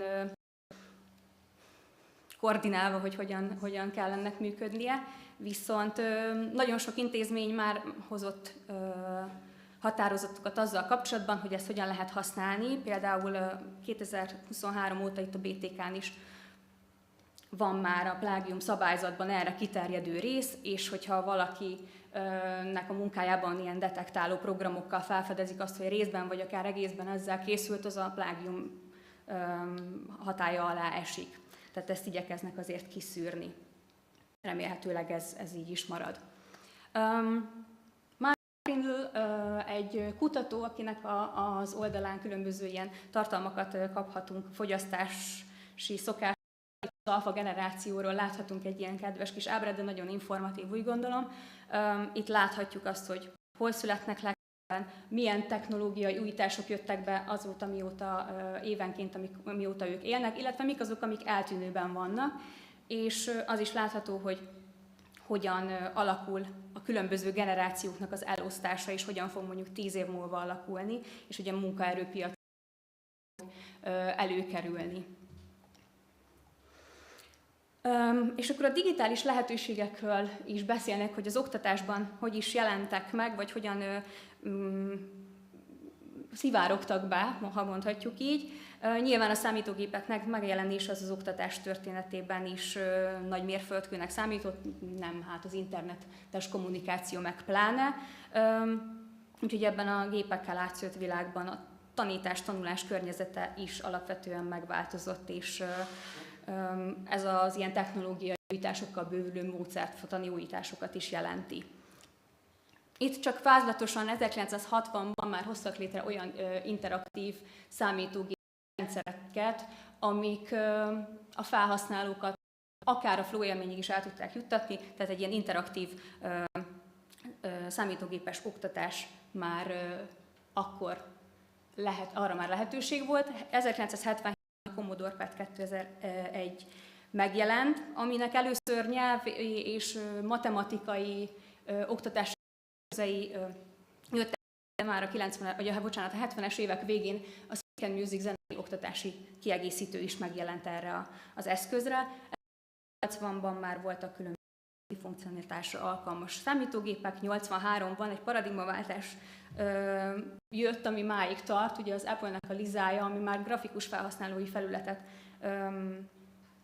nyújtotta a felhasználóknak, és ezáltal ugye ez a képviség előtérbe került, és a vizualitás előtérbe került, és azóta is elsődleges. 1992-ben előtt is voltak már hordozható számítógépek, de az IBM piacra dobta az első laptopot, úgyhogy itt megszületett a digitális nomád kifejezés, nem voltunk már helyhez kötve, hogyha valamilyen információt szerettünk volna feldolgozni egy számítógép által. A 90-es években már indultak e-learning kurzusok, amik ugye legtöbb esetben videóanyagok, vagy valamilyen digitális anyagok formájában tették elérhetővé az oktatási anyagokat, és hát ugye a mindenki számára elérhető és mindenki számára szerkeszthető internet az, ami a következő lépcsőfok, aminek nyilván ugye megvannak az előnyei, hátrányai, ezt meg kell tanulni, kezelni, és meg kellene tanítani erre mindenkit, hogy hogyan kezelje, és hogy válogasson az ott megtalálható információk közül. A tanárok és a diákok közötti generációs különbség, én úgy gondolom, hogy az ennyire gyors fejlődésnek, ami az utóbbi években tapasztalható, könnyen elmélyülhet, és ezt figyelembe kell venni ezt a változást a pedagógia elméletének és gyakorlatának is, és valamennyire adaptálni ezeket a lehetőségeket. Szűcs úgy fogalmaz, hogy az információs társadalom természetét figyelmen kívül hagyó frontális munkaszerveződésben az oktatást a tanár irányítja, míg a tanuló elszenvedője a folyamatnak, passzív befogadója az információknak. Tehát ez a mostani generáció, vagy az előtti generáció, ez már más tanulási szokások mentén tanul, és más tanítási módszerekkel kell talán feléjük fordulni. Itt a fordított osztálytermet, amit megemlítenék, ugye amikor otthon feldolgozandó anyagot kapnak a diákok, és az iskolában igazából a tanár már egy ilyen mentorként jelenik meg, és ott már inkább csak a tananyagnak az elmélyítése történik, és annak a feldolgozása, meg azzal kapcsolatos feladatoknak az elvégzése. A gamifikáció nyilván ugye az online-offline formában is megtörténhet, és a mikrotartalmak, mert ugye ezeknek a generációknak a figyelme az talán már nem olyan sokáig köthető le, és lehet, hogy ezek alkalmasak lehetnek így akár az ismétlésekre. A pandémia alatt hogyan is alakult az oktatás, és milyen helyzet adódott? Itt az első megjegyzésemnél egy kérdőjelet tettem, mert vannak olyan állítások, szerint a pedagógiának a digitalizációja az megszüntetheti az egyenlőtlenségeket, viszont én úgy gondolom, hogy ez nem feltétlenül igaz, lehetséges, hogy ezeket éppen elmélyíti, hogyha valakinek nem állnak rendelkezésére azok az eszközök, amik szükségesek ehhez. Egy kutatás ugye a pandémia után arra a konklúzióra jutott, hogy ami a digitális lehetőségeket digitalizáció lehetőségeit és kockázatait illeti, Magyarország nemzetközi összehasonlításban viszonylag rosszul teljesít. Itt láthatunk egy kereket az OECD-nek a 2019-ben készített, minden országról készítettek ilyen digitális jóléti kereket, és a magyarországi adatokból ugye látunk ott egy szegmensot, ami eléggé hiányos. Ezzel kapcsolatban nincsenek konkrét információk ebben a kutatásban, és ez nem más, mint a lehetőségekre és többek között a tanároknak a digitális felkészültségére vonatkozó adatok. Nyilván a pedagógusoknak a véleménye is megosztott ilyen szempontból, hogy hogyan is viszonyulnak a digitális lehetőségekhez. Alapvetően ugye a pandémia alatt az oktatóknak a digitális eszközök hozzáférhetőek voltak, viszont az alkalmazásukat azt nagyban befolyásolta, hogy mennyire voltak ebben gyakorlottak. A diákok számára viszont nem feltétlenül volt mindig elérhető az eszköz. Nyilván, hogyha egy családban mondjuk sok gyerek van, a szülők is otthon kénytelenek dolgozni, akkor nem biztos, hogy mindenki számára külön számítógép vagy tablet rendelkezésre áll, és ezen osztozni kell. Szűcs Zoltán szerint még a tanár részéről a megfelelő digitális kompetenciák hiánya, addig a tanulók részéről az önszabályozó tanulás deficitje jelentheti a legnagyobb kihívást ilyen tekintetben. Az oktatási ennek segítésére különböző irányításokat, ugye elsődlegesen a Krétát, esetleg a Microsoft Teams-et, és különböző egyéb hasznos anyagokat, tanulást támogató hasznos anyagokat is ajánlottak. Itt a Megérint a zene applikáció az, ami felmerült zenei oktatás szempontjából, ugye ezt a Zeneakadémia közreműködésével hozták létre, és az oktatók, a tanárok azok díjmentesen regisztrálhattak és megkapták ezt az applikációt. Illetve itt még nem szerepelt itt az ajánlások között, de megemlíteném a Zeneszigetet, itt biztos sokan ismerik. Ugye ez is egy hallás-ritmusfejlesztésre alkalmas, zenei memóriafejlesztésre alkalmas applikáció vagy program. Ugye a digitális különböző módszerek között, vagy oldalak között még itt felsoroltam néhányat, ugye a Kahoot az, ami már saját eszközt is használhatnak a diákok, és az MOOC, ez ami ugye ilyen nagy közösség, vagy ilyen tudásmegosztó platformok, ugye az STI is hasonló program vagy oldalon képviseltek magát, ez a Coursera, ugye különböző egyetemeknek a tartalmait lehet itt megtalálni, bármilyen témakörben gyakorlatilag, tehát az egészen konkrét, professzionális témáktól az egyszerűbb témákhoz is hozzáférhetünk. Hát ugye az oktatás az visszatér a tantermekbe, de azért láthatjuk, hogy az online meg digitális módszerek közül több megmaradt. Itt is ugye láthatjuk, hogy mondjuk a levelező tagozaton sűrűbben van az, hogy egy-egy konzultáció vagy óra az online zajlik, és nem kell bemenni. Illetve hát ugye a világ alapvetően felgyorsult, és így az információkhoz való hozzáférést is gyakorlatilag azonnal szeretnék az emberek, és a tanulók ezekkel a mindennapokban megszokott attitűdökkel igyekeznek az információkhoz nyúlni, és ez ugye az oktatásban is nehézséget jelenthet, mert itt is így állnak hozzá. És a közösségi médiáról egy picit, hogyha nekem néhány ötletem mi az, amit szívesen kipróbálnék. A közösségi média használatával kapcsolatban kérdeztek 2022-ben 12 és 15 év közötti korosztályból embereket, és ott, hogy mire is használják a közösségi médiát. Itt ugye az első az, hogy találjunk vicces posztokat, a második az, hogy nézzünk mémeket, és a harmadikként szerepelt az, hogy új zenéket fedezzünk fel, és új zenéket találjunk. Tehát a zenehallgatásra harmadik leggyakrabban használják ennek a generációnak a tagjai a közösségi médiát.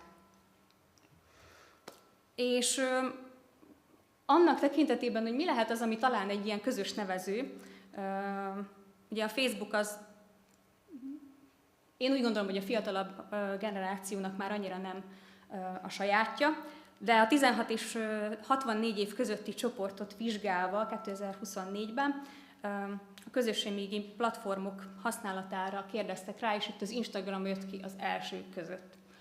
Úgyhogy talán ez az, aminek a legnagyobb átfedése van a generációk között, és legtöbben használják minden korosztályból.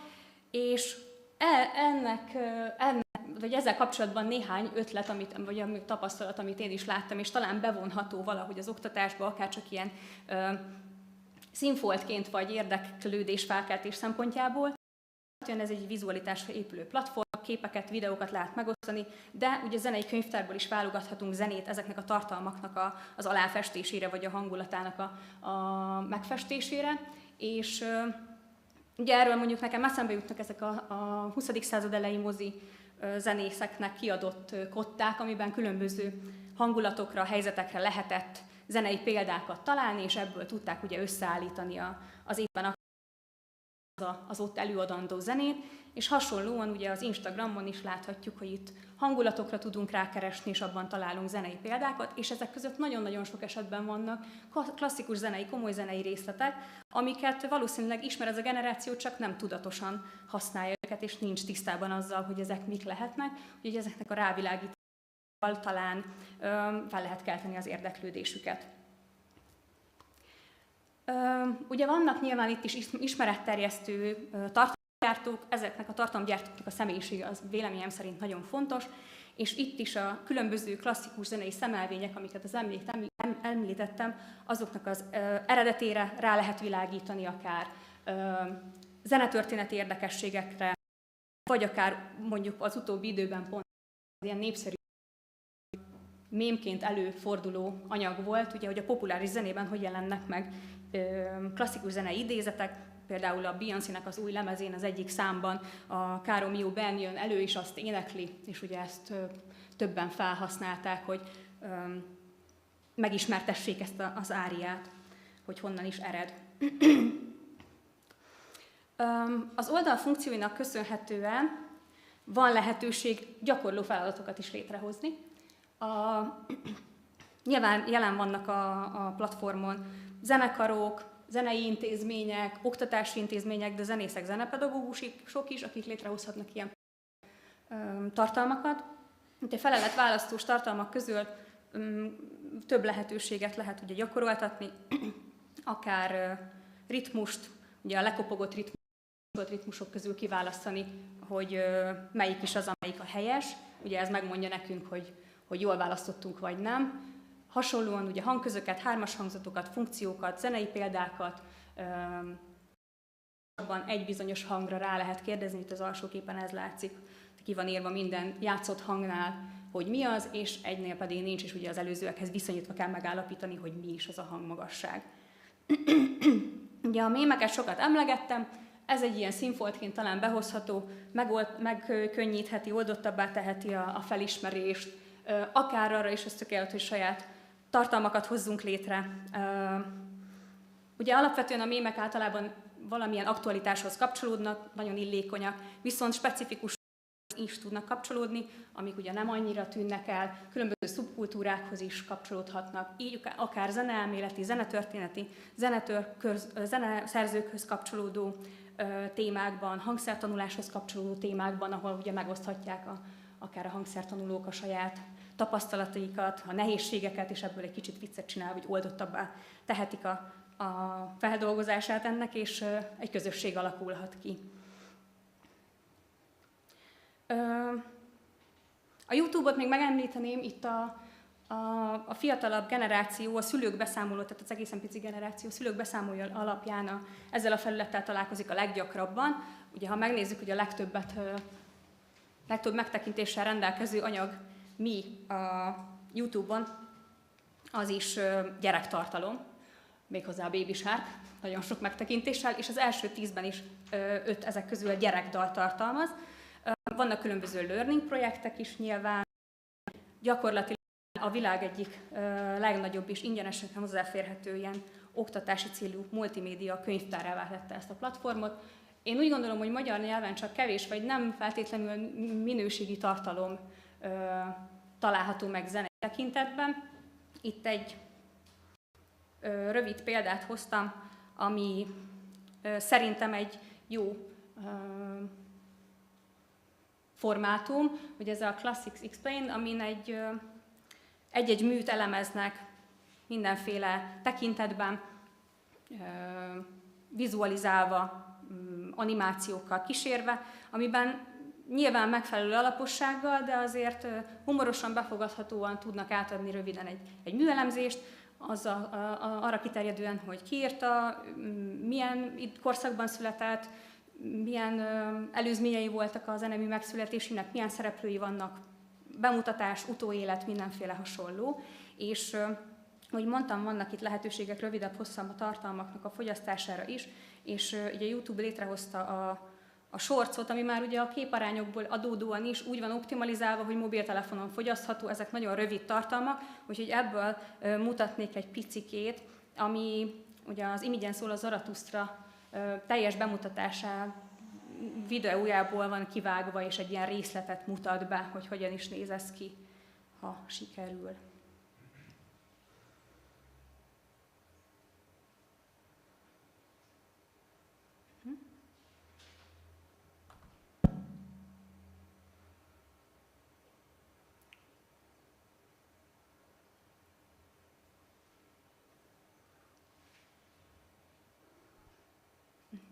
Hát akkor...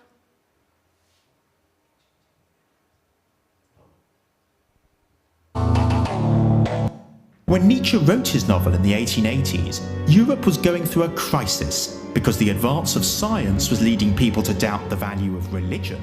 So Zarathustra wonders, perhaps science can give humanity answers. So we hear a fugue, the most academic of musical forms. It perfectly reflects the intellectual rigours of science. A fugue is when the orchestra states a short melodic phrase that's methodically developed in a complex interweaving pattern. Strauss now mixes the theme of nature with the theme of humanity, but the scientific mind is tortuous and turbulent. It gets tangled up in knotty arguments. It looks like scientific advancement can't explain the meaning of life either. So Zarathustra has an existential breakdown. Unable to justify his being alive, he withdraws back to his cave. When Nietzsche wrote...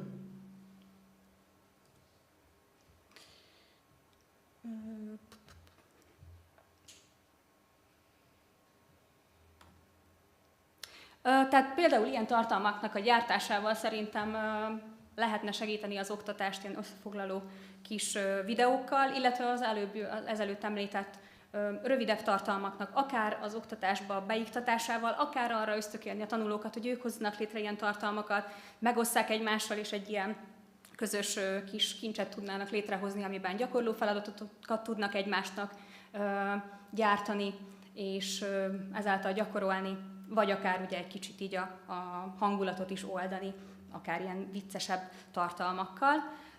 És összegzésként ugye az alfa és Z, illetve majd a következő béta generációnak a tanulási mechanizmusai, meg az információ feldolgozási módjaira a digitalizáció nyilván nagy hatással volt, és ezért eltérnek a korábbi generációktól. Az online felületek és a közösségi média oldalak azok az életüknek a mindennapi részét képezik, és ahogy mondtam is, hogy nagyon sok esetben az identitásoknak a részét is képezik. Az információforrások között elsődleges számukra az internet, úgyhogy szakirodalmakat is sok esetben innen kerítenek. A grafikus megjelenítés az elsődleges, tehát a képiségnek az előtérbe helyeződése is egyfajta paradigmaváltást hozott.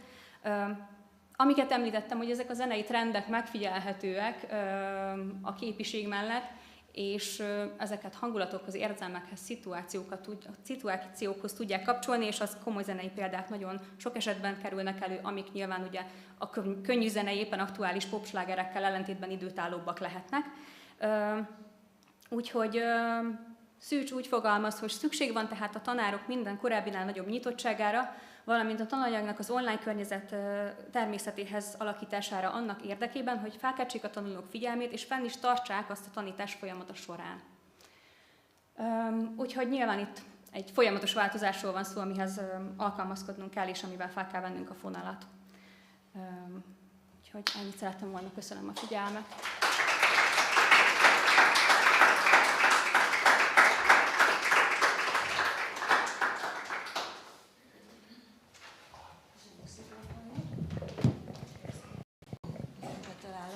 Nagyon szép volt, nagyon jó volt, nagyon hasznos volt az előadás. Nagyon sokat tanultunk belőle, legalábbis én. Kérdés valakinek? Ramona. Igen, azért mondom, Ramona. Nekem olyan kérdésem volna, hogy a TikTokon, szóval, hogy a TikTokon is nagyon sokféle videó látható. Ezekről készült kutatások, vagy ez egy olyan, ami még nem annyira kutatott? Én nem találtam a TikTokra vonatkozó ilyen szempontú kutatásokat, lehetséges, hogy készültek, viszont én a TikTokra azért nem tértem ki, mert Instagrammal nagy az átfedése. Másrészt én úgy gondolom, és nagyon sok ország úgy gondolja, hogy az adatkezeléssel kapcsolatban vannak problémák ezen a platformon, illetve a nem megfelelő tartalmaknak a jelentésével és a kiszűrésével is van probléma. Úgyhogy emiatt nem feltétlenül használom. Nyilván a funkciók között van átfedés, tehát ha nem is konkrétan egy platformot használunk, csak az onnan átvett ötletet próbáljuk beépíteni valahogy az oktatásba, szerintem az is bőven elég. Tehát nyilván nem kételezhetünk senkit arra, hogy azért, mert iskolába jár, azért regisztráljon az Instagramra, hogyha ő nem szeretne, ezt a szülővel együtt kell megbeszélni, és felmérni azt, hogy rá, és ezért a TikTokra én nem biztos, hogy alapoznék, mert szerintem nem egy megbízható platform. Köszönöm. Hát nagyon tetszett. Nagyon gratulálok. Kérdésem 2 is van. Az egyik, hogy az egyetemen van-e olyan tantárgy, ahol közvetlenül tartalmakat ki lehet próbálni, mondjuk te nem tanárszakos, mármint hogy zenekultúrások, vagy annak lehet, nincs, hogy például a krétával a gyerekek csak az iskolai gyakorlatban találkoznak, vagy van más helyen is, ahol ki tudják próbálni, vagy ott kell nekik próbálkozni. Nyilván rossz helyre tettem fel a kérdést, tehát a hallgatóságnak, akik tanárszakosok, hogy például a krétával találkozott-e már valaki élőbe, vagy csak majd oda megy az iskolába, és azonnal kell tudni. Szóval ez az egyik kérdésem, a másik pedig az, hogy ez nagyon érdekes volt, és érdemes lenne, talán csak kérdezem, hogy érdemes lenne egy olyan katalógust összeállítani, ami lehetne akár alkalmával, akár más alkalmával hasonlítani filmeket például. Egyszer voltam egy előadáson, ahol képzőművészetről volt szó, nagyon különleges filmeket mutattak be, és mondták, hogy hát sajnos ennek nincs egy katalógusa,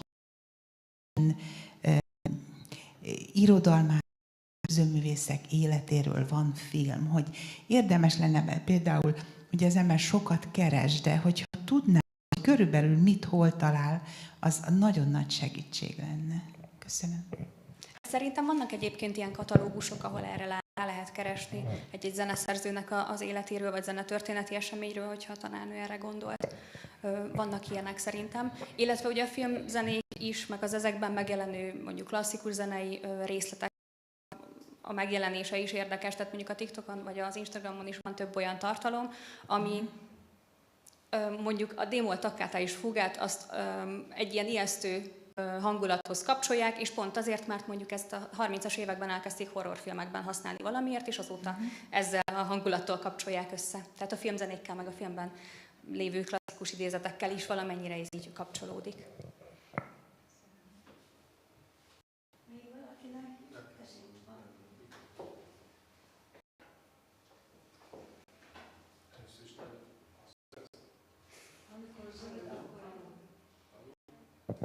Zöld. Jó. Ez is nagyon szuper volt, és egy csomó mindennel összevágott, amit én is így tapasztalom. Ez az egy nap, amióta itt vagyok veletek, hogy milyen változás történt így az interneten. Én 99-ben diplomáztam, és gyakorlatilag elképesztő, hogy mi van fönn Instán, Spotify-on. De egy dologról a véleményedet szeretném kérdezni személyesen, Anni, hogy van egy olyan nagyon érdekes jelenség, szerintem a TikTok formátumából jött az Instában, én az Instát látom, a TikTokot ott nem vagyok fönn, de hogy a meghalsz Seiji Ozawa, a világhírű karmester, akiről egyébként a szakmán kívül az égvilágos senki nem tud, és akkor meghal Seiji Ozawa, és onnantól kezdve az Instagram tele van Seiji Ozawa felvételekkel, és mindenki Seiji Ozawa halálán sír, de soha nem az van, ugye, mert nyilván nem az a formátum, hogy akkor föltesszük a Mahler 3. szimfóniát, ami 2 óra hosszú, hanem hogy mindig ilyen 10 másodperces ilyen csúcspontok vannak föltéve. Ugyanígy elkészül a film Bernsteinről, és akiről egyébként a szakmán kívül a kutya nem foglalkozott vele egészen addig. És ott is az van, hogy éppen a Mahler szimfónia csúcspontján, ahol éppen Leonard Bernstein meg akar halni, ezt látjuk. És engem az érdekel, hogy ezek, mit gondolsz arra, hogy ez mennyire fog visszahatni egyáltalán így a zenére, vagy ez a jelenségnek ilyen szempontból szerepe?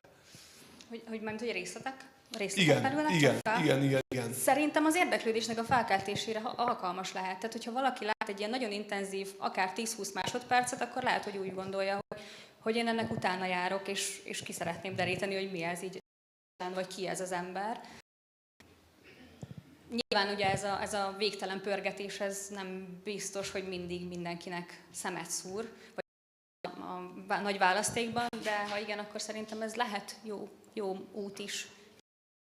Kell használni az internetet, és ezt nem mindig tanítják meg nekünk, vagy tanuljuk meg, vagy rossz tapasztalatok által tanuljuk csak meg. Szuper, nagyon köszi.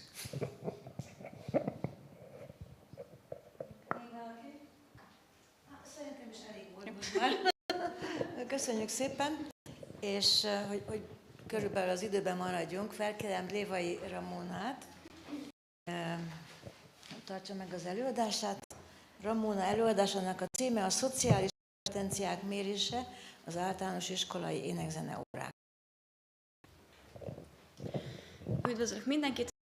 Az új nemzeti kiválóságprogram támogatásával jött létre. Itt látható a kutatási kérdéseim. Szóval szeretném bemutatni, hogy mik a szociális kompetenciák, hogyan jelenik meg ez a magyar oktatási rendszerben, milyen kutatások voltak már Magyarországon, illetve nemzetközi szinten, és ezek alapján szerettem volna én magam is egyfajta mérési rendszert kidolgozni, és kipróbálni, hogy a szociális készségek fejlesztése az énekzeneórákon megvalósulhat-e úgy, hogy az élménypedagógia módszereire építek. Tehát itt most már mindent összepakoltam mindennel, amivel eddig foglalkoztam, és így igyekszem tovább lépni. A kutatási kérdéseim között az első az volt, hogy milyen magyar és nemzetközi kutatások állnak rendelkezésre, illetve milyen már elkészült fejlesztő programok vannak. Ezen túl érdekelt, hogy én magam milyen mérési módszereket tudok alkalmazni, és hogy a gyakorlatban működik-e, hogy egy 45 perces kereten belül létrejöhet-e a készségfejlesztés. A szociális kompetencia Nagy József meghatározásában azt jelenti, hogy ezek olyan tanult pszichikus komponensek, melyek specifikus célú, tartalmú szociális viselkedés kivitelezésében működnek közre. Tehát a szociális kompetencia olyan készségek összessége, melyek segítenek bennünket a szocializációban, a beilleszkedésben, a pozitív énkép kialakításában, illetve ezeknek a készségeknek az alacsony foka okozhatja azt, hogy a kortársak nem fogadják be az egyes személyeket, előfordulhat lemorzsolódás, nagyobb az esély a bűnözésre, és akár különböző lelki eredetű egészségügyi problémákat is okozhatnak. Ezek a szociális készségek például a kommunikáció, együttműködés, tolerancia, empátia, és érdekes, hogy ezeknek a készségét gyermekkorban lehet a leghatásosabban véghez vinni, tehát serdülőkor felett már csak kismértékben lehet fejleszteni ezeket. Az iskolai rendszerben a szociális készségfejlesztés nem, vagy csak nagyon kis mértékben, tehát a pedagógiai tevékenység melléktermékeként jön létre. Attól függetlenül, hogy nagyon gyakran ma már az álláskeresés során is olyan készségeket keresnek, melyek segítik az együttműködést és kooperációt, illetve a nemzeti alaptantervben is megjelenik a különböző személyes és társas kompetenciák fejlesztése.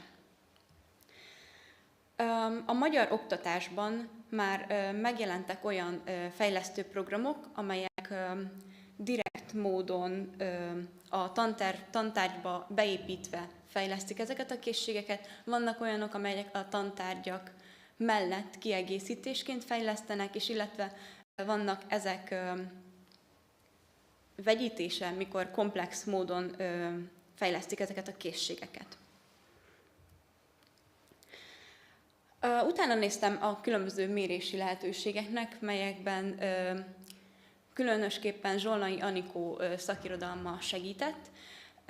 Ez alapján elmondható, hogy a leggyakoribb mérési lehetőségek az interjú, megfigyelés, önjellemzés, kérdőív és a szociometria. Ezen túl különböző mérőskálákat fejlesztettek már ki, amelyek segíthetik, hogy pontosan milyen szociális készségeket tudunk mérni. Az interjút készíthetjük a vizsgált személlyel, vagy a hozzá közel álló személyekkel, például szülőkkel, testvérekkel, tanárokkal, vagy akár barátokkal. A fiatal gyerekeknél érdemes kevésbé struktúrált, inkább beszélgetésszerű interjút szervezni, és csak 8 éves kor felett különböző szituációkat vagy videóelemzéseket lehet bevinni hozzájuk. A megfigyelésnél kiemelt szempont, hogy a természetes közegükben figyeljük meg őket, és még így is nagyon nagy szerepe van a szubjektív benyomásoknak, ezért fontos strukturálni előre, hogy milyen szempontok szerint figyeljük meg a gyerekek viselkedését. Az önjellemzés formája lehet kérdőív, naplóbejegyzés, vagy különböző interjúk is, azonban itt is fontos, hogy ezek szubjektívak általában. A kérdőív tekintetében mérhetjük a szociális készségeket, a szociális aktivitást, illetve a szociális viselkedést is. És ezeknek a mérőskáláknak a formája általában 5 fokú Likert skála, vagy nagyon népszerű a tanárok által összeállított népszerűségi lista is. Végül pedig a szociometria, amit én is alkalmaztam később, arra jó, hogy több kérdést tesznek föl, melyekben a diákok megjelölhetik egymást, és ezen a kérdéseken belül a kölcsönös választásokat ábrázolják képi különböző jelek segítségével. A méréseket több szempontból is lehet csoportosítani, például vannak egyfókuszú, többfókuszú egyfókuszú és többfókuszú mérések, illetve lehet mérni a szülő-gyerek kapcsolatot, gyerek-testvér kapcsolatokat is. Ezen túl megkülönböztetünk hatásvizsgálatokat, prognosztikai, analitikus és dialisztikus méréseket is. Ezeknél a mérési lehetőségeknél kiemelten fontos megjegyezni azt, hogy ezeknek a jóságmutatói nem magasak, hiszen csak 0,5-0,8 között mozognak az általánosan elfogadott 0,8 helyett. A nemzetközi kutatásokban 3 nagy csoportot különböztethetünk meg. Az egyik a pszichikus rendszer összetevőjének vizsgálata, itt konkrétan a készségeket, képességeket és a motivumokat próbálják meghatározni. A következő az összefüggés vizsgálatok, mikor a szociális összetevőkre gyakorolt pszichikus és idegrendszeri hatásokat vizsgálják, és erre épülnek a hatásvizsgálatok, amelyek ezek hatásosságát mérik lényegében. A nemzetközi kutatások közül szeretném kiemelni Calderra és Merrell kutatását, ahol 5 fő viselkedési dimenziót határoztak meg. Ezek közül a társas kapcsolatok, önmenedzselés, tanulmányi előmenetel, együttműködés és az asszertivitást különböztették meg, és érdekes volt számomra, hogy Gershom, Sugai és Horner, ők is meghatároztak 5 szociális készség dimenziót, amelyek szinte teljesen egybevágtak ezzel. Ez érdekes volt számomra. Illetve, amit még szeretnék kiemelni, hogy Zhang, Zurilla és Sanna kutatásában több mint 2117 készségfejlesztő programot vizsgáltak meg, és a különböző szűrések és vizsgálatok által azt állapították meg, hogy sokkal kevesebb készségfejlesztő program áll rendelkezésre a serdülőkorúak számára, illetve felnőttek számára szinte semennyi. A magyar kutatások később kezdődtek meg, csak az 1900-as évek második felén, és itt is elsősorban Nagy József nevéhez fűzhetjük az első kutatásokat. Ő volt az, aki létrehozta az egyéni szociális értékrend és szociális képességrendszert, illetve Zsolnai Anikó két kutatásáról beszélnék egy kicsit hosszabban. Az egyik kutatásában egy másodikos osztálynál végzett fejlesztő programot heti egyszer, 2 éven keresztül. Tehát ez egy hosszabb távú kutatás volt, bemeneti és kimeneti kérdőívekkel, amelyek azt mutatták, hogy a lányoknak általánosságban magasabb a szociális készségszintjük, és nagyon érdekes, hogy a kísérleti csoport 50% fejlődést ért el, ezzel szemben a kontrollcsoport, akik csak úgymond az általános oktatásban vettek részt, csupán 3%-nyi fejlődést értek el 2 év alatt. Zsolnai Anikó az egyetemen is végzett kísérletet humánszakos pedagógus hallgatókkal. Itt egy szemeszter alatt heti 2-szer találkozott ezekkel a hallgatókkal, és a végén egy 2 napos intenzív tréning zárta ezt a programot.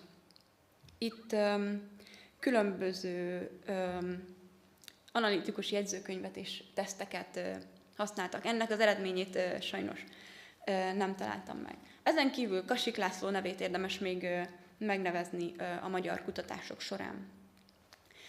És én is elkezdtem idén februárban egy kutatást itt a Ságvári Gyakorló Gimnáziumban, ahol 2 7-es osztályjal mértem fel, szóval az ő szociális készségeiket mértem fel.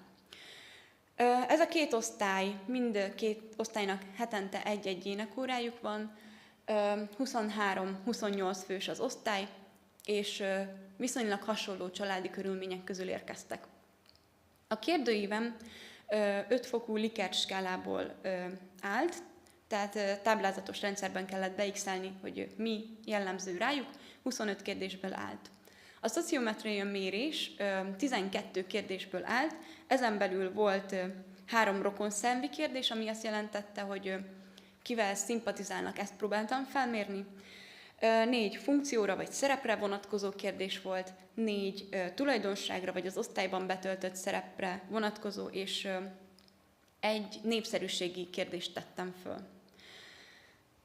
A kérdőív bemeneti része után megkezdtem a kísérleti órákat, ahol élménypedagógiai módszereket vittem be az egyik osztálynak, a másik osztálynak próbáltam a hagyományos keretek szerinti énekórákat tartani.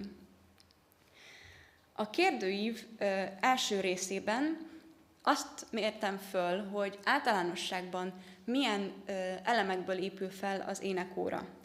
Például kérdeztem, milyen gyakran szoktak mozgást igénylő feladatokat, kreativitást igénylő feladatokat, csoport, páros munkát végezni, és mind a 2 osztálynál kiemelkedően magas volt a csoportmunkák és a kreatív feladatok aránya. Ezen belül a kísérleti osztályban gyakoribbnak érezték a páros munkát és a projektfeladatokat, míg a kontrollcsoportban több zenehallgatást, online feladatokat és zenetörténeti anyagot szoktak hallgatni. Ugye ennek az is lehet az oka, hogy 7-ben már szinte csak a zenetörténeti korszakokon haladunk végig, és így általában műzenei részleteket tudnak tanulni. A kérdőív második részében a kommunikációhoz, együttműködéshez és a csoportmunkához való attitűdjüket szerettem volna felmérni, amelyből az jött ki eredményként, hogy úgy érzik mind a 2 csoport, hogy gyakran van lehetőségük elmondani a véleményüket, és kifejezetten szeretnek csoportban együttműködni, viszont kellemetlen számukra, mikor kisebb csoport vagy a teljes osztály előtt kell az érzéseikről beszélni.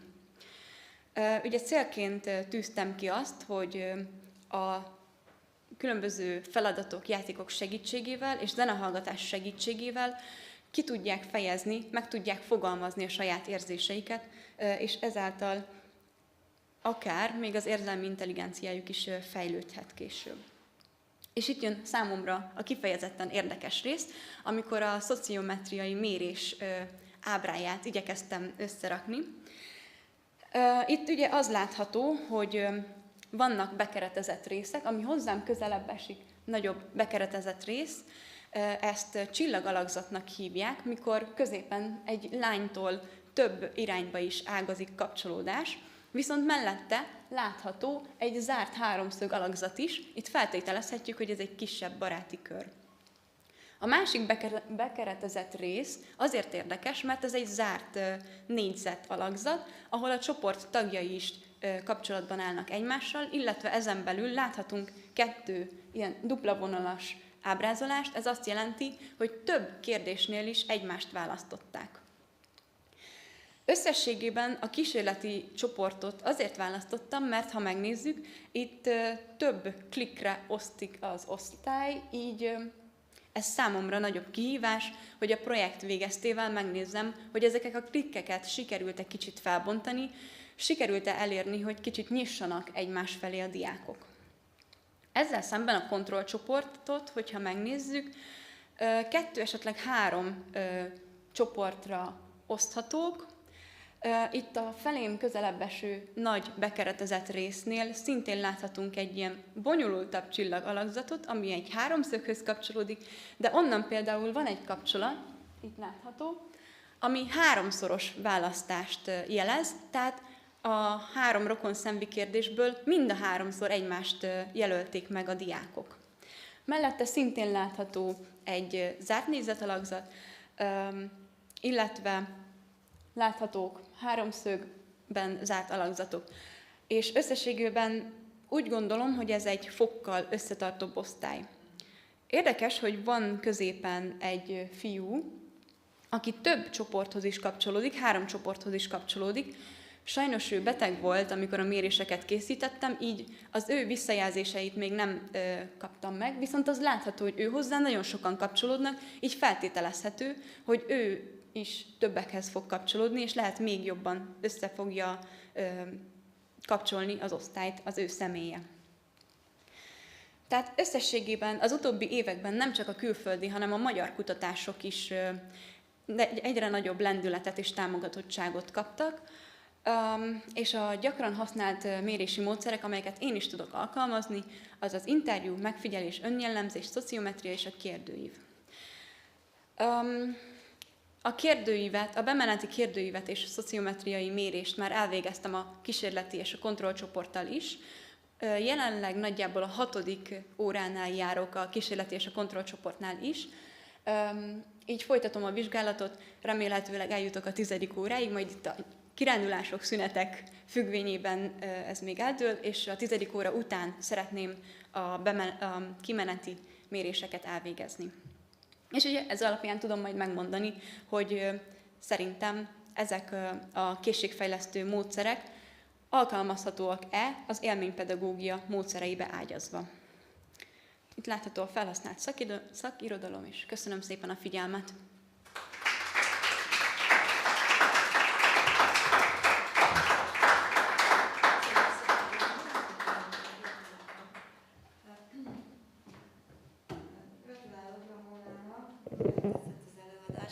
És akkor megint egy személyes elnézést kérek, de el kell, hogy mondjam, hogy annak idején, mikor az egyetem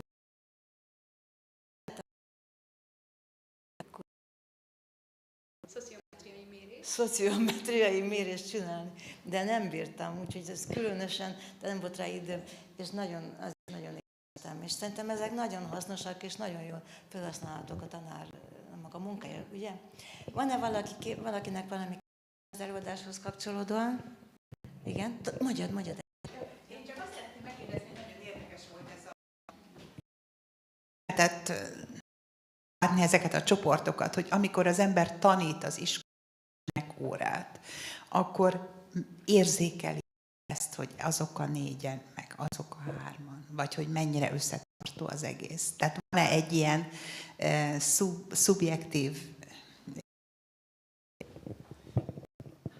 Szerintem érzékelhető valamilyen szinten, hiszen ha a csoportmunkára kerül, akkor vannak, akik nem szívesen dolgoznak együtt, viszont másokat meg el sem lehet választani. Érzékelhető, mivel még nincsen egy pedagógiai tapasztalatom, elsődleges szempont az, hogy meg tudjam tartani az órát úgy, ahogy elterveztem.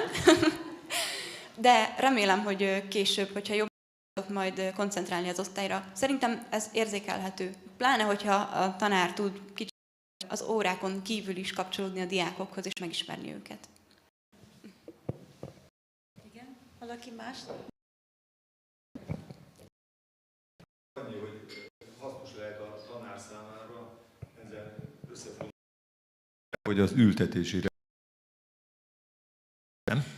Igen, például igen, ez hasznos lehet, sőt, nekem ugye az is szempont, hogy akik nagyon szoros kapcsolatban vannak, azok valószínű inkább elszórakoztatják egymást, mint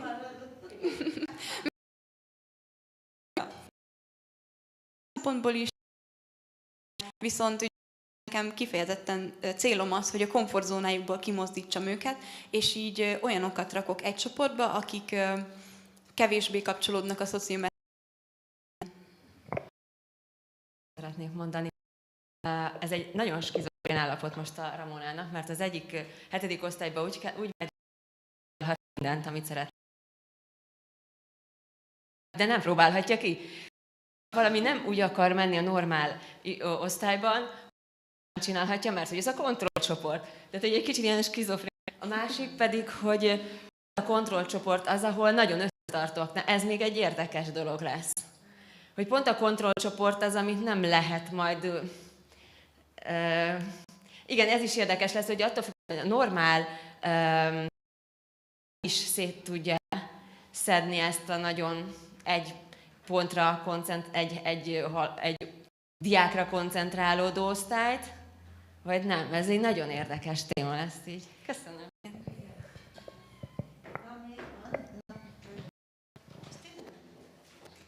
Nekem csak egy technikai jellegű kérdésem volna, hogy ezeket az ábrákat kézzel készítettem, vagy valamilyen programmal?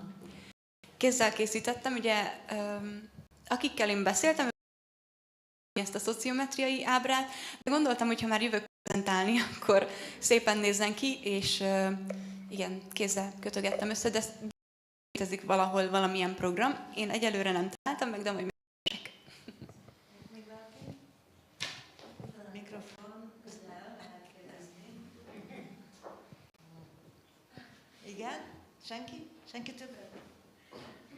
Még egy akadékoskodó kérdés, hogy az tudatos, hogy a kontrollcsoport, ha jól láttam, az nagyobb létszámú osztály, 28, és a másik az pedig... Igen, 20 fős osztályok. Igazából azért választottam a kísérleti osztályt kísérletinek, mivel beszéltem az énektanárral, és elmondta, hogy a kontrollcsoportban más feladatok, projektfeladatok, és ők sokkal mobilisabbak, és jobban dolgoznak együtt.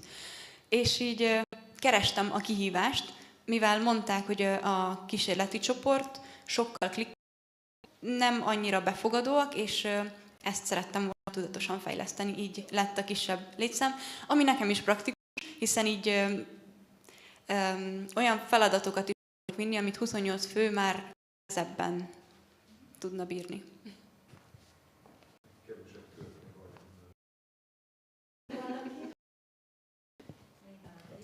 Hát akkor köszönjük szépen Ramonának még egyszer, nagyon érdekes volt.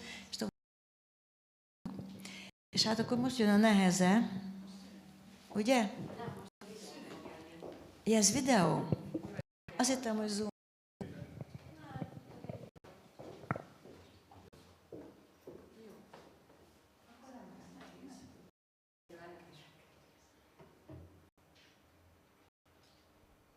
Hello and thank you for the invitation.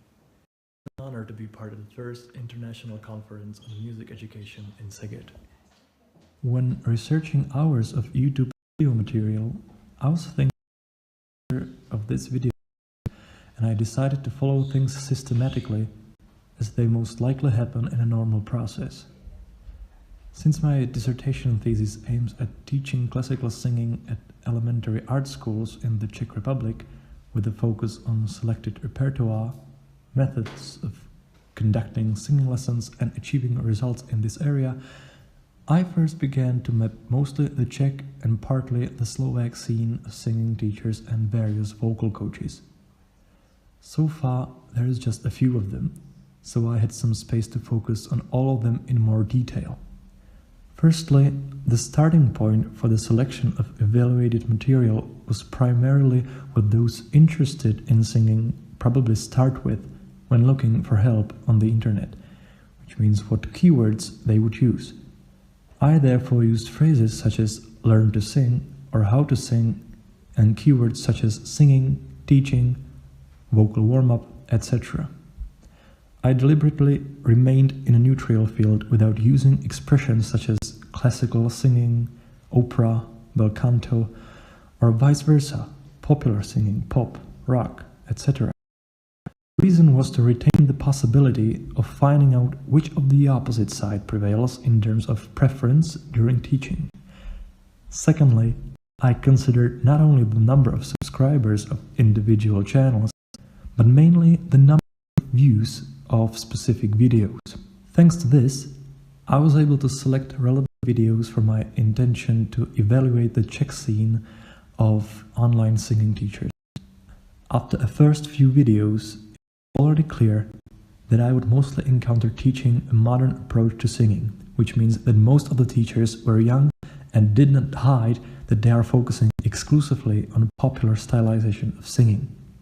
On the entire Czech scene, I find a single teacher who would hold on to classical values or tried to convey the basics of singing with the neutral.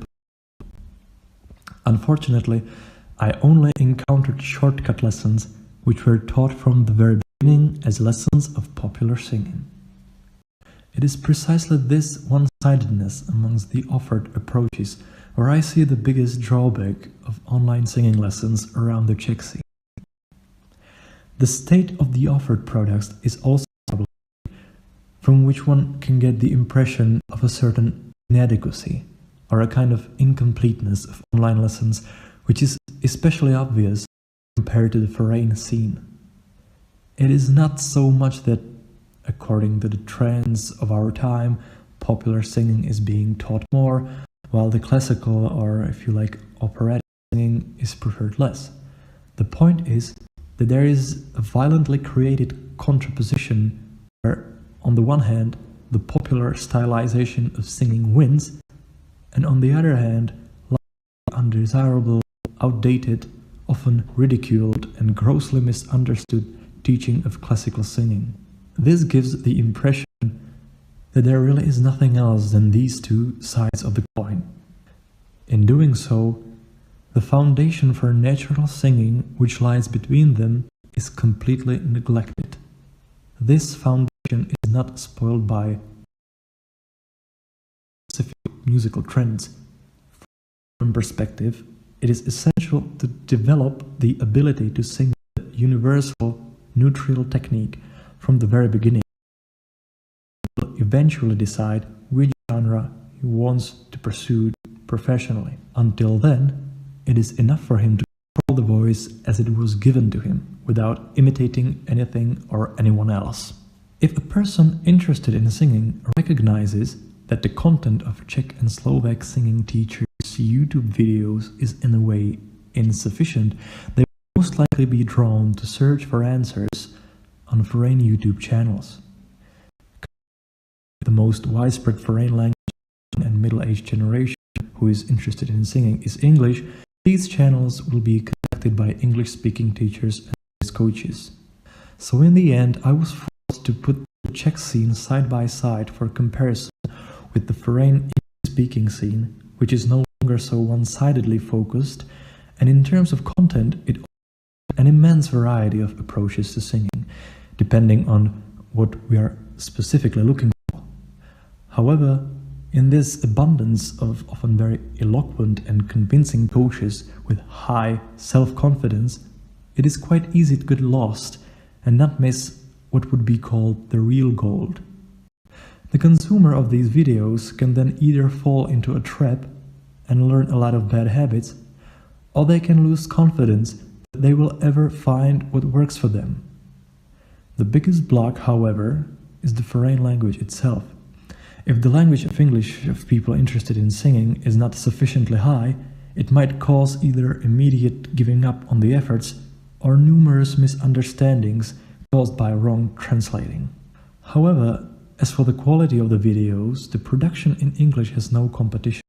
In this short post of mine, I cannot avoid comparisons, and although I was initially convinced it would be possible to compare the strengths and weaknesses of both scenes, I unfortunately have to warn beforehand that there is almost nothing worthy in following the Czech and Slovak scene. Rather, we would encounter terrifying cases, and for comparison with quality, harmless content, we will have to make do with selected contributions of foreign production. In any case, before we start following someone else's advice, it is always a clever idea to briefly go through the content of this selected channel and find out something about the author of the videos. It is good to know whether they are not interpreting something that they did not master, whether they can demonstrate examples of themselves, or how successful their singing career is and what results they have. In my practice, I have come across the fact that the best singers with the real results are often from the public eye. They have no need to make themselves visible and proclaim to the world that only they guarantee the success. The Czech/Slovak scene of singing teachers and vocal coaches is led by the following channels. Dalibor Neuwirth is one of the lecturers whose videos are offered first by the YouTube algorithm, which may appear legitimate. He has the biggest promotion on the internet. His website offers semester, online or weekend courses focused on opening the voice, singing or speaking, aliquot and throat singing, or playing the didgeridoo. He has also written 4 books and presents himself as a performer and composer. The general advice for staying healthy are good: relaxing exercise of the voice, as well as warnings about what harms the voice. As for the working with the voice in general, without focusing on the singing itself, the videos are not too objectionable to this extent. Beginners who just need to boost their public speaking confidence will certainly appreciate them. Cons: people interested in singing will not learn anything about the correct application of all the lectures. Teaching will be of self-discovery nature. Demonstrations of authors' singing skills are almost non-existent, and if so, it reveals great inexperience and brokenness of the lecturer's voice. In addition, the lecturer has a visible speech impediment. The lecturer's biggest problem is his poor work with the diaphragm, which is also pointed out in the comments, and controlling the singing voice itself. Bad intonation and different positioning of tone are a big issue for someone who offers paid courses as an advisor. The center lies in Eastern approaches to life and music, and the singing as such is present in singing will from Kristina Krčmová is a newly conservatory graduate who studied popular singing. She's mainly watched by teenage girls who want to sing like Adele or Ariana Grande. She works as a singing teacher at primary art schools and records cover versions of songs from fairy tales, mainly Disney, which is her greatest strength. Some videos have a remarkably high number of views. Pros: stating right at the beginning of the educational videos that the teacher only deals with popular singing. She does not understand nor devote herself to classical solo singing was a great move. This clearly the content. The most videos aimed at aspirers, as well as recommendations of foreign channels for those interested in singing. For example, Justin Stoney, New York vocal coaching, or Cheryl Porter's Cheryl Porter coach, who will be discussed in the second part of this presentation. Cons: videos contain misleading and inconsistent practices. For example, the trivialization of vocal exercises and vocal warm-ups, humming straight instead of starting with smaller intervals. Exercises are too fast, expensive. Not a single mention about soft vocal beginnings, adding pop habits to simple exercise, audible transition between registers. She juxtaposes the students and his personality, What someone wants is more important than what is there to actually learn. As a performer, Kristina Krčmová has an undeniable talent. As a teacher, she should have waited more in order to have clearer results as a singing teacher. However, her versions of tales can serve as excellent teaching material for teachers and pupils at the primary art schools. The supply and demand for the aforementioned genre is large, and the level of production is stagnant. Teringerová is a rock singer and now also a teacher, or more officially a vocal coach.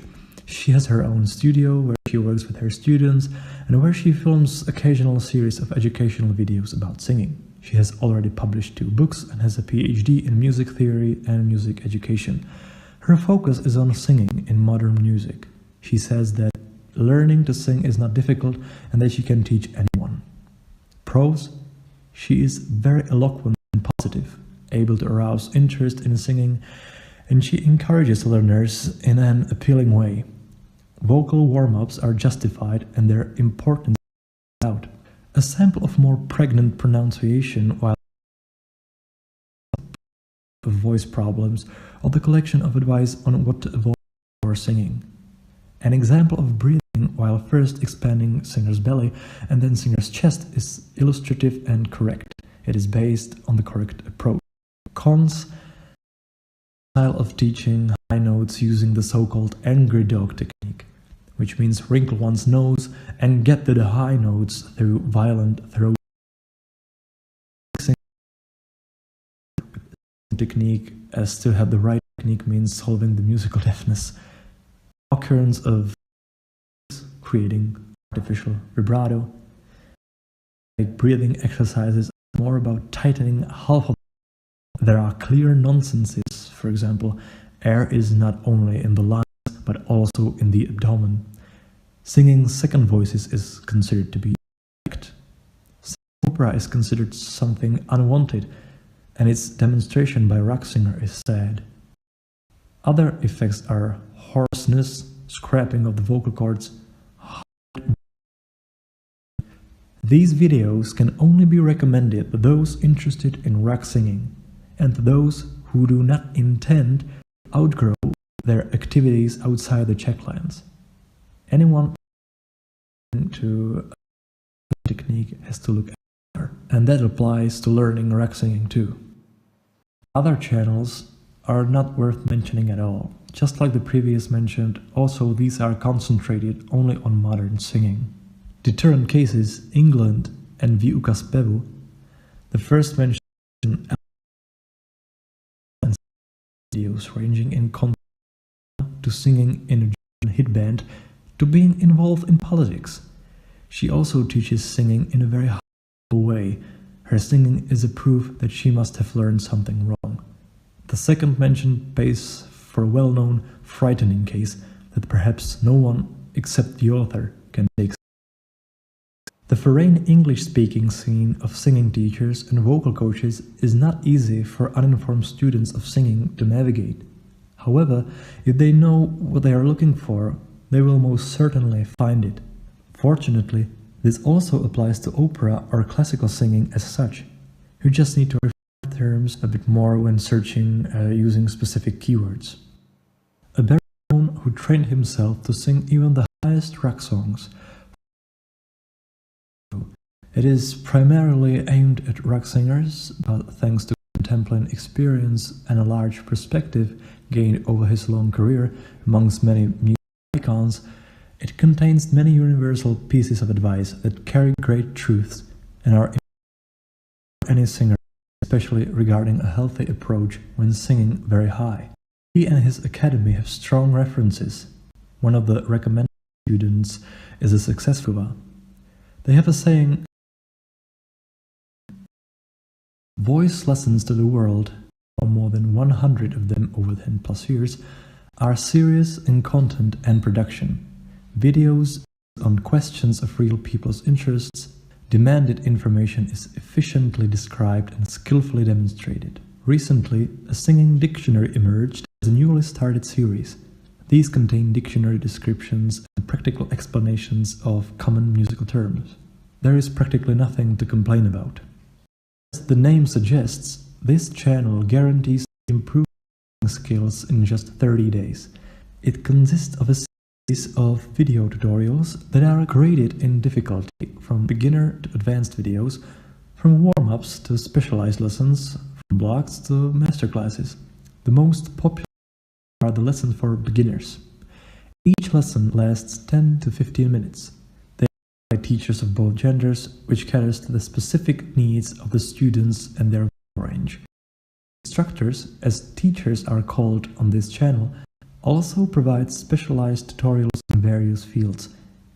Instructors should have the expertise of university-educated teachers and practical experience as singers who have passed through talent competitions.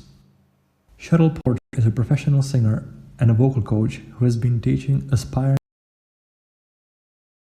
She is passionate about helping her students reach their full potential and has a deep understanding of the voice and its capabilities.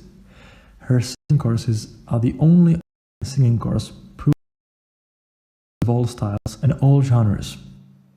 This is an official info about this big-hearted woman, whose method might seem to conservative minds artificially optimistic, but her results testifies that this might be a start of a new age of teaching singing. The only thing that is problematic is singing and sitting while driving around neighborhood. Victoria Rapanen has been a lead vocalist in pop, classic rock, jazz and R&B shows. She has taught voice for 33 years, specializing in the old Italian school of singing. In her videos, Victoria's Tips, she acts a bit theatrical, exaggerated and almost aggressive while trying to make lessons enjoyable. It is not so informative and beneficial due to her irony style of speaking. Despite decades of her experience, her lessons cannot be considered due to her old, unhealthy and weary sounding voice. According to the oldest videos on her channel, this has been a case for past several years. Her health technique unfortunately did not function during her singing. He might be a founder of his own music school. Most of his work as a vocal advisor is lost under unbearable amount of talking. When it comes to samples of his singing and style, there should be a disclaimer, because he has a very specific high tenor voice suitable for soft pop.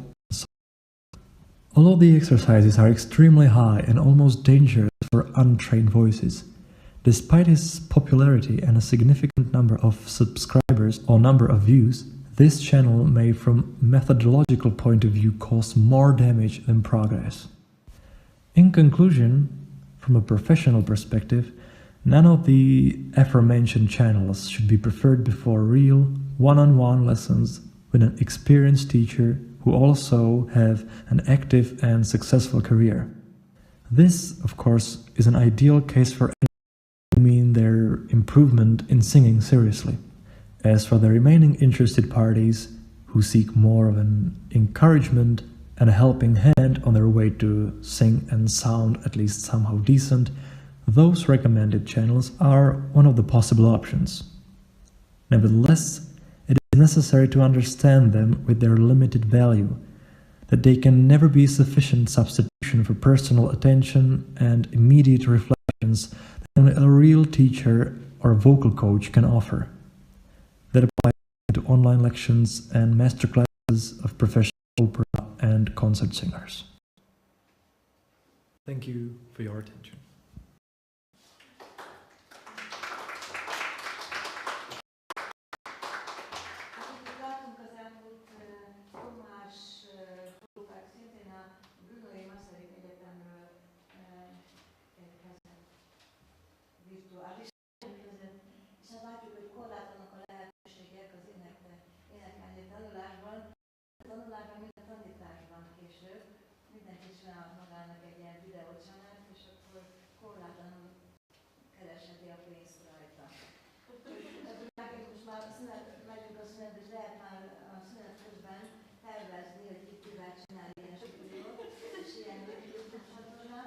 Elmondom még, én nem tudom, valaki volt az Oldrich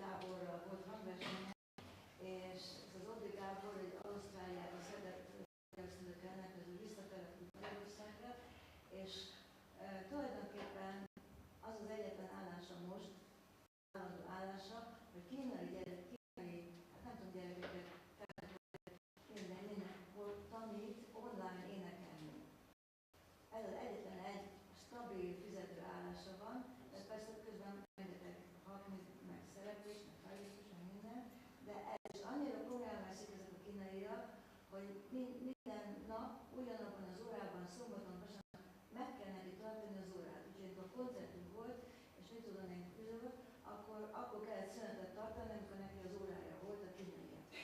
Jó, hogy már mindenkinek találkozom 10 óra. Mikor találkozom? 11 óra? 10 óra 25. 10 óra 25.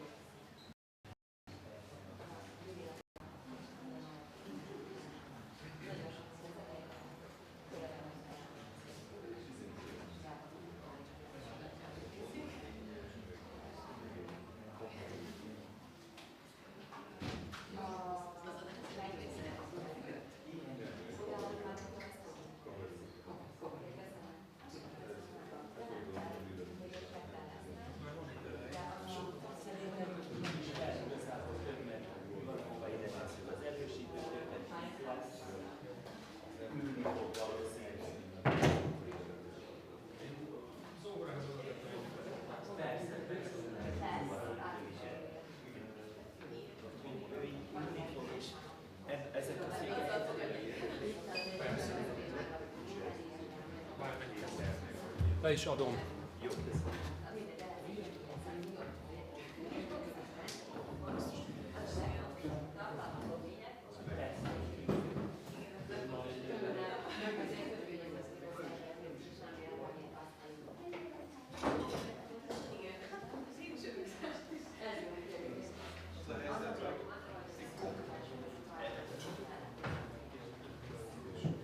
A magánéneket azt sose értettem szegény. Azt sehogy nem tudtam, tehát azt három tudják a világon körülbelül, és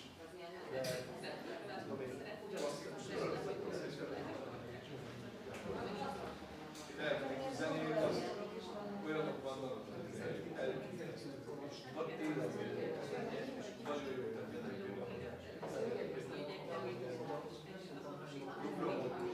jó szoftver, nem tudom, ilyenekről, sőt, már ki se nyitom.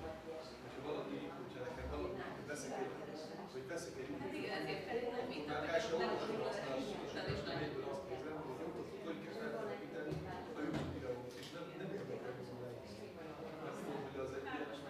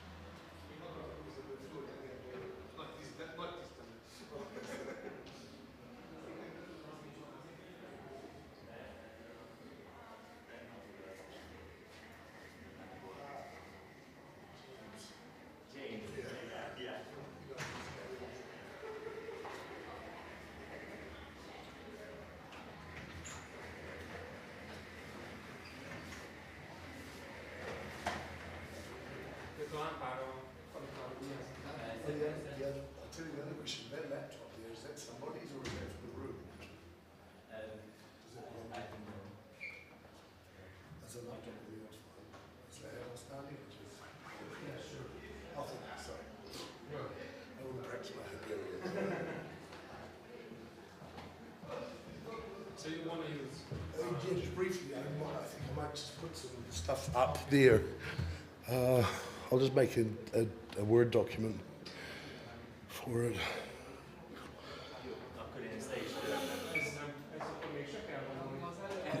Kell, ez kell. Csak egy pár szót felragom, és aztán fogom írni. You know, I'm just doing a YouTube stream and, you know, I want to show the best picture as I can. So just I'm thinking what we do with this kind of stuff during the stream. But Well, it's not going to be very complicated. It's just going to be some associated words. like yesterday. I don't know what you say, but yeah, I'm sure, yeah. Yes.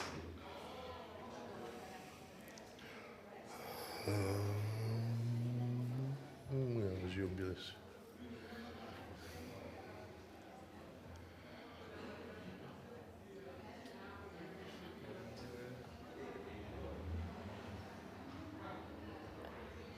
What's your plan with the computer? I just wanted to put a list of a few words there that I want to talk about. Brain parts, because I think... Because I can control the computer from my room. So if you have any idea, just share with me and I can handle the computer stuff. You can stay. Okay, yeah, that would be also good. I mean, I just wanted to write a list of words down and leave them there. I don't want to do anything else. So just want to project some kind of words. Yeah. Like, for example, amygdala and prefrontal cortex, frontal cortex, right prefrontal cortex. Okay. And that's all, so that I can just then relate them together. Just write down those Okay. words and I'm just making a quick PowerPoint presentation. Perfect, thank you. Okay. So do you want to project it in the same time, all the words? Yeah, just all the words together in a list, that's all. Okay, right. Just write them in a notepad and I deal with the other stuff.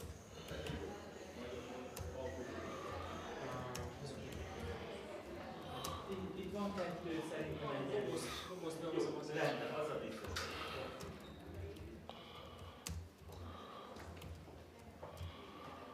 Can I fire up your guitar? Yeah, please do. That would be lovely.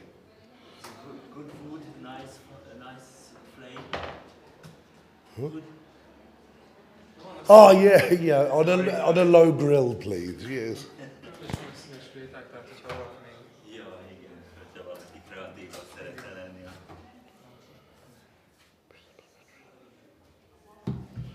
Oh.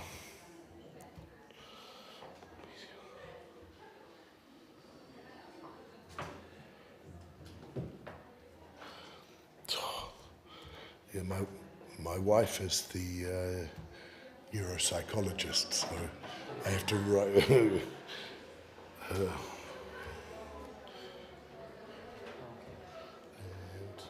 That's it. Yeah. Yes.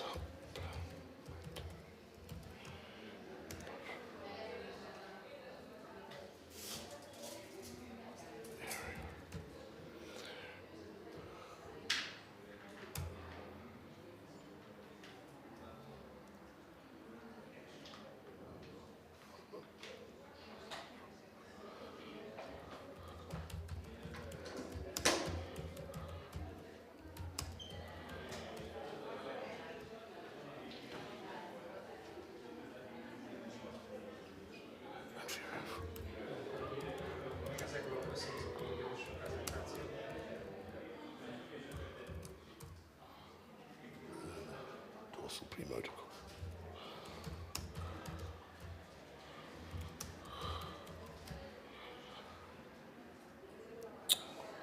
Yeah, cool. And then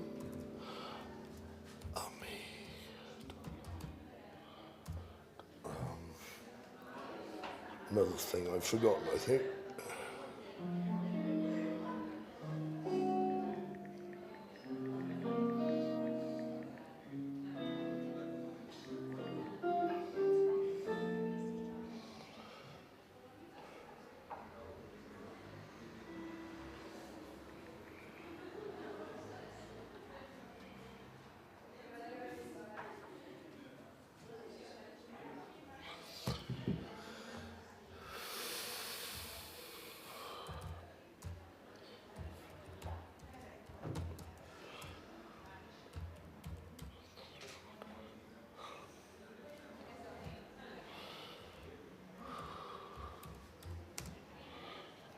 That's it. That's And in that format. So you want at the same time? The same time. Okay. Musician Germany. Now you are musician Germany. What's true? You have a citizenship. Oh, then you have three. Oh, you like this too. Absolutely. It's my favorite hobby. My favorite hobby. Do you have the thing I forgot yesterday? I got a London tour. I hope I do. Shit.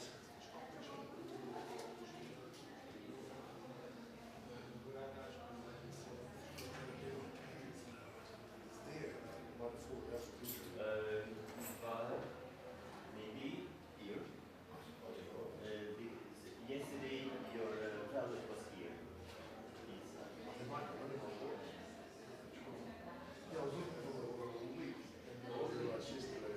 Yeah, he was here.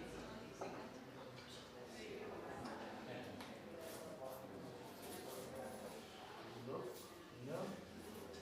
I think you must have fallen out of the flat. Because I had it in my grandmother's house. Okay. I have the guitar. I like it. The matches. Let's take it back. The color and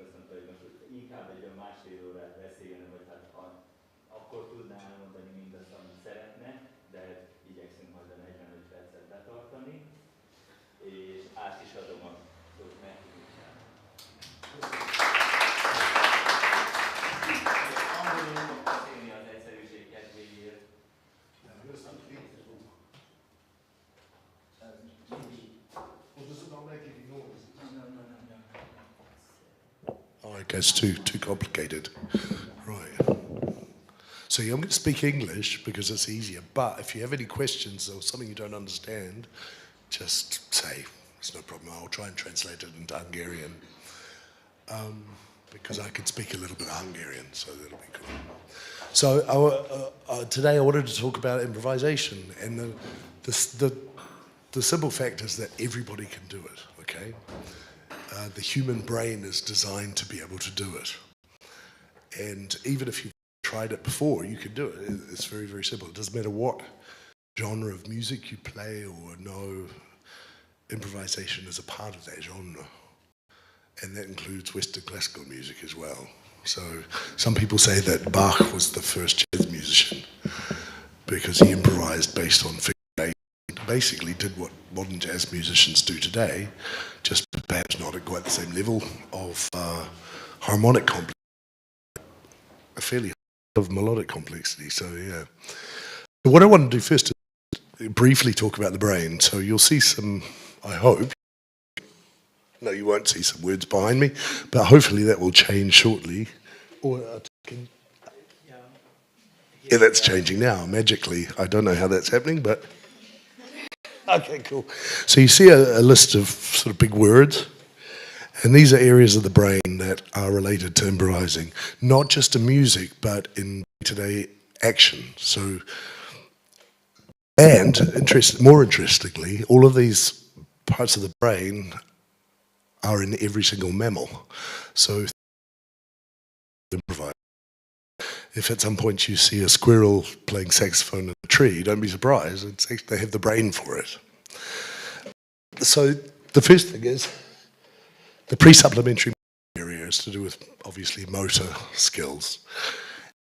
As your instrument, you're basically programming your pre-supplementary motor area. When you practice singing, when you practice talking, when you do any kind of action that involves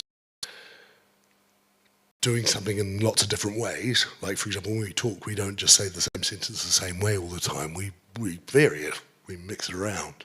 And that's all to do with the prefrontal motor area and also the medial prefrontal cortex, which also helps us do that. The right is to creativity.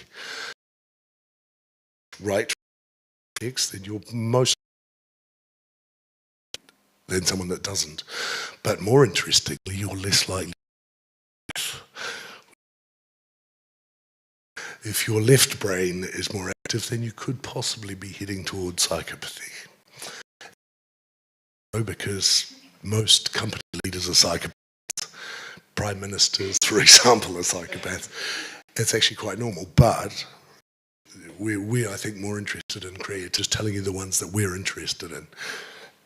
The inferior frontal gyrus as well is involved in processing short-term memories to long-term memories, among many other things. And the dorsal premotor cortex is about how quickly we can use motor actions that we internalize. So, for example, when you're practicing your instrument, and for example, you want to learn a C major scale, you don't play it once and then think, oh, cool, I'm ready to go. Sadly, many of our students do that. That you're programming that part of the brain and converting it into muscle memory, so you don't have to think when you're playing. Now, this is the next bit that I find more interesting is the amygdala, and I'm sure you're all quite familiar with neuroscience, so you all know that what the amygdala does, right?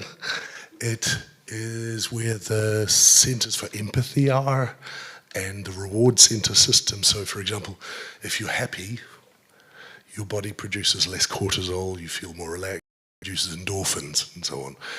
And as far as improvisation goes, it's a really important thing, because when an improvisation goes really well, and you find yourself slipping into what I like to call flow, so you don't think about anything, time seems to stand still and you're just playing. I'm sure you all, if you're musicians, you understand that. It happens, right? Probably not as often as we'd like, because you're also thinking, oh shit, I've got to pay the rent, and the telephone bills, oh yeah, that's right, I'm playing music. This interrupts that, but this is all to do with the amygdala. The whole concept of flow comes from those neurotransmitters from there. And then the hippocampus is where short-term memories are made or stored. And the cerebral cortex, the whole cortex itself, is where they then convert to long-term memories. And of course, we need both of those if we're improvising. Or if you're playing in an orchestra, you need both, because you need to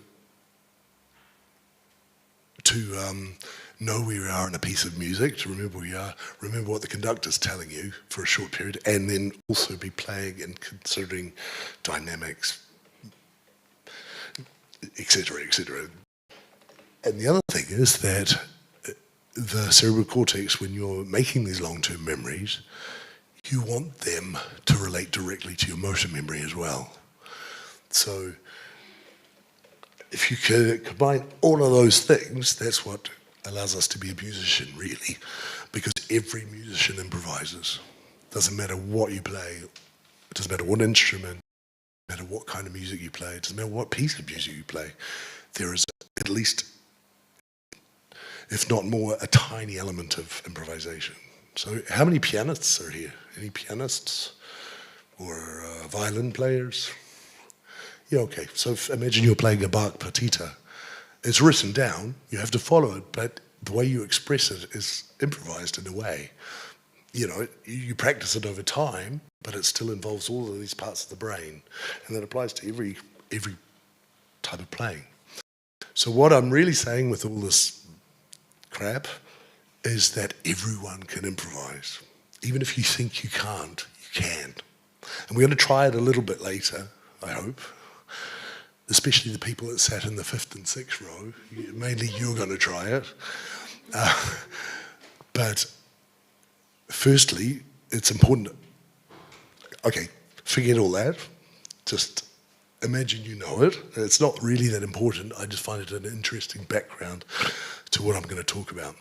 So now you'll notice on the board I wrote a few words, and they're very simple words, so it's easy. Improvisation consists, broadly speaking, of 4 things, okay, when we're talking about music, not anything else. I mean, yeah, if you're picking up girls in a bar, you use improvisation, you know, or if girls are picking up guys, same thing, use improvisation, and all of those parts of the brain are used, but not terribly creatively, let's be honest. When we're doing it with music, though, it becomes much more creative. So the 4 elements, you can see them there quite simply: melody, harmony, rhythm, and texture. And by texture, I mean a lot of things. So dynamics, how you play your instrument, whether you hit your instrument, you can do anything. If you smash it on the floor, that's a part of textural improvisation. It's not very productive, but it's still part of the process. And rhythm as well is quite a big thing, because rhythm also relates to tempo. And if you're playing an arrhythmic piece, you're still playing rhythm. Okay, it's just not necessarily quantifiable. Melody, well, that doesn't really need too much explanation. Although melody, in our context as Western musicians, usually involves a tempered scale. But in the case of folk music, any music before 1600 and pop music and so on, especially singers that can't really sing very well, microtones are involved as well. So whether intentionally or not, I mean, if you're talking about Indian classical music or Persian music, it's intentional. If you're talking about a really poor pop singer, then no, it's not intentional, but it's still part of melody. And harmony, now this is my favorite bit, because I like playing with it. And harmony, basically, the juxtaposition of 2 or more notes. So we're talking about intervals, basically. Okay? Does that get so far? Any questions? Yeah, great. So I'm explaining it wickedly. That's good. So now we're going to get on to the real point here. Well, it's what I like to call a toolbox, okay? So when you're a small kid in order, in kindergarten, you are at your... That is when I can give you any instrument and you'll play it happily and be happy with the results, okay? Because at that age, your brain has not yet developed a critical center. So, which funnily enough, is found in I think, the dorsolateral prefrontal cortex. It's not to be critical of itself, basically. Now, I could be wrong. My wife is a neuroscientist, not me, so I'm just borrowing her information. But because they haven't got a critical centre, they don't feel shame. They don't feel any pressure to do something well, because as far as they're concerned, what they're doing is awesome, because it's making a loud noise and possibly pissing off the parents. And it's an added bonus, you know, annoying people is also great. And that means that the amygdala is giving them a reward. It's giving them dopamine, endorphins, it's suppressing cortisol, so it's lowering their stress levels. And you might notice that when you were younger and didn't feel so much pressure, you would feel quite relaxed after playing music. But as you get older and there's more and more pressure, sometimes you can actually feel really bad after playing music. That's because your cortisol levels are going up, because you're thinking, oh, my teacher's looking at me, oh my God, I screwed that bit up. That's terrible. But that leads me to the first part of the toolbox. You'll see the little arrow going up. The first part of the toolbox is the ability to control your self-criticism. In a way, so you want to minimize it, but you want to keep it. You want to be able to analyze what you're playing and assess it, but not in a negative way, because that will stop flow. That will stop your ability to then carry on. The second thing is knowledge of, and melody, primarily in a Western sense, is made up of scales, okay? Now, I'm a jazz musician, so I didn't really learn scales in the same way that you might have. I don't really know, to be honest. Maybe you did. But I know about 4,000 scales, because every scale I learned has at least 7, well, not at least, from 5 to 9 modes, depending on how many notes are in the scale.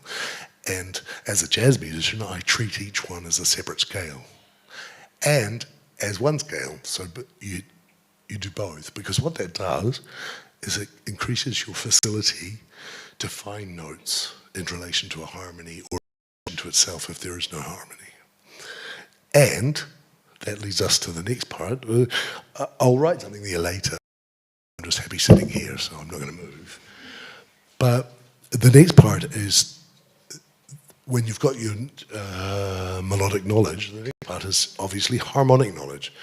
So how aware you are of intervals and triads. And to be honest, you don't really need to go past that, because any chord greater than a triad would be considered just 2 triads and then 3 triads. So, and I find that a really good approach. Sadly, I wish I thought of it, but it was actually first, in an improvisational context, was first used by a guitar player called Mick Goodrick, who is a teacher at the Berkeley Music School, and then I think the Manhattan School of Music as well, and somewhere else. New England? Do you know? Yeah, New England. Anyway, in the 70s, he came up with, in the 1970s, he came up with this idea that you can use triads. So it doesn't matter what the harmony is or the melody, a triad can be used to give you different options when you're improvising. The next thing, obviously, is rhythm, and that's also, in that section, I like to include the ability to read music. Now, to be honest, the ability is not something I've ever concerned myself with too much, mainly because I'm dyslexic. But I did learn to do it because if you can read music, you have access to a whole bunch of information. So it is super useful. And, you know, learning Bach violin partitas on a guitar is actually a really great exercise. It teaches you a lot of stuff. And so within rhythmic context, I think that that's where I like to position reading music in my mind. And obviously, there are different ways to approach rhythm. So every music form has a different way to approach this. My favorite is the Northern Indian system, which is called Tal, and they have anywhere between 2 and 108 subdivisions or beats. And the way they approach it is they learn it as a set of syllables. So when they learn a new rhythm, it has a fixed set of syllables that can express the entire tal, which we might call a bar, basically. And within that, you can then, it teaches you to think differently about subdivisions. So when you have a quarter note or a, what's a quarter note called? Yeah, Majuro. Oh yeah, Najiro. I'm sorry, I'm thinking of English classical. Crotchet. Yeah, this is another. That's English, yeah. You'll forget it. So I'll use Najiro. So when you have a quarter note, you can either think of it as a quarter note subdivided, or you can think of the subdivision as the bass rhythm. So if I have 4 quarter notes, each divided into 12 beats or 12 units, I can think of it as 4 units, each with 3, or I can think of it as 12 units, or I can think of it as 2 groups of 6, or 3 groups of 4. And this is where improving your rhythmic awareness is practicing. The next part of this, obviously, is texture. And within texture, this is the biggest thing, because if you think about it, you don't need anything to improvise. Okay? We all have a voice. Some better than others, but we have it. Mine's pretty terrible, but I like to sing. You know, why not? And so that's the first level of texture, is the fact that you can just sing, or you can hit your legs, you can play drums. I think Billy's going to talk a bit about that, isn't he? So that's cool. That's the first level. The second level is to put yourself in a position where there's something between you and musical expression, and that's what we all call playing an instrument. So an instrument is not help, an instrument is actually a barrier. And I find that when I think of it as a barrier, it allows me to look at it from a different perspective. So it's all about perspective. And so your ability on that instrument is part of texture, your ability to use that instrument to express what's in here. Because this is what music is about. When you learn a piece of music, right, you want it in here first. You want to know it. I know, like, we talk about this a lot with Attila, that, you know, if you become dependent on reading music, then that's going to be your first way to access music on your instrument, but that means that you've now got 2 barriers. You've got the piece of paper and you've got the instrument. And the music's coming into you through the paper and going out through the instrument. It's even more difficult. And if you can do that, great, but it stops you getting to the highest level of expression. So internalizing a piece of music or internalizing the tools you need to play is super important. And if you can do that, then that means that you can then move on to the next level, which is how do I say this politely?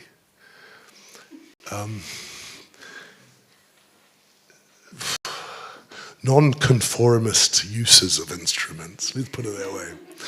So there are a lot of things that you can do with instruments. And I don't know how many here have ever played any pieces of music by Stockhausen or, okay, let's not say Stockhausen. Somebody got a bit frightened. Yanis Xenakis or John Cage or even Steve Reich. And they tend to have non-conventional ways that they want you to use your instrument. And the ability to do that, and the ability to do it consistently and intentionally, because everyone can play on a violin and make your ears fall off, make that horrible feeling when a kid plays a violin. It's revolting. It's like somebody scratching the blackboard. Everyone can do that. That's not what I'm talking about. What I'm talking about is intentionally using textures from your instrument to the point where if you're in The Who and you smash guitars every night for a living, that is the same. I mean, he's intentionally doing it. And Mr. Townsend in The Who has a lot of money, so he can afford to do it. Probably we can't. So, yeah, I tend to not smash my guitars. It would be very sad. So these are the four areas. And if you look at the 4 areas, that's why we have this toolbox. So when you start out playing, when you're a little kid, your toolbox is basically it's a matchbox. And in there you have no shame and the ability to hit things.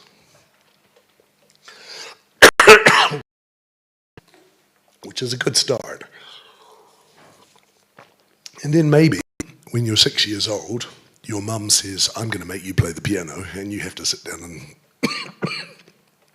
go to piano lessons even though you want to play rugby and are forced to play piano for years, to the point where your friends mock you, and it's a very sad story, but the point is that that matchbox grows into maybe a little lunchbox of things you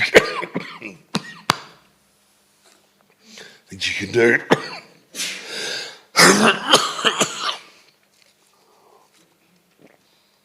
Always happens when I talk too much, so maybe it's a warning that we should play something in a minute, but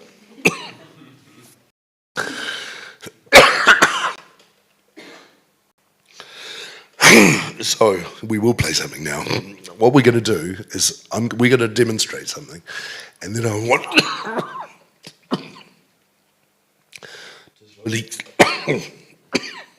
let's demonstrate.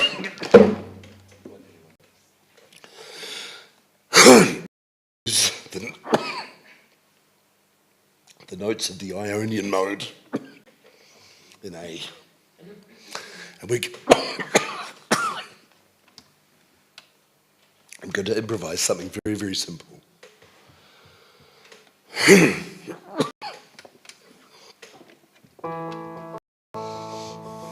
More simple. It's too complicated.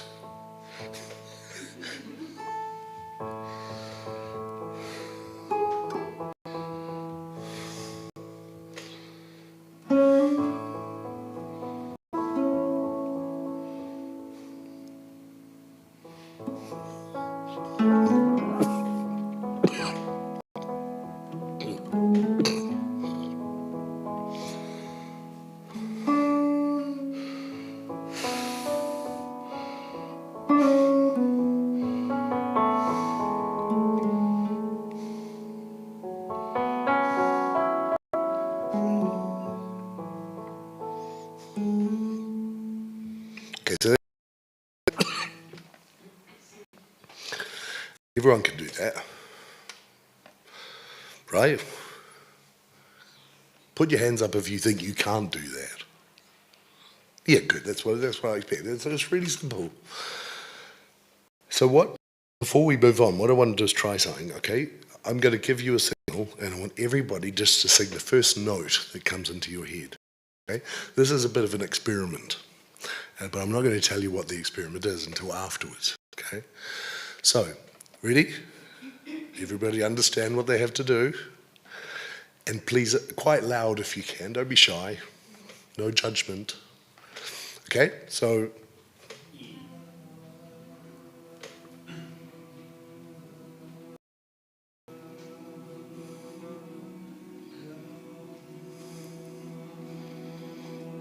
Okay, now, did anyone notice what happened? No, because you were all scared to sing, right? Let's try it again. And this time try and come in a bit quicker, right? So the first note that comes to your head, just sing it. Ready? Okay, now what was the difference between the first one and the second one? I'm going to tell you, you don't have to tell me because I know.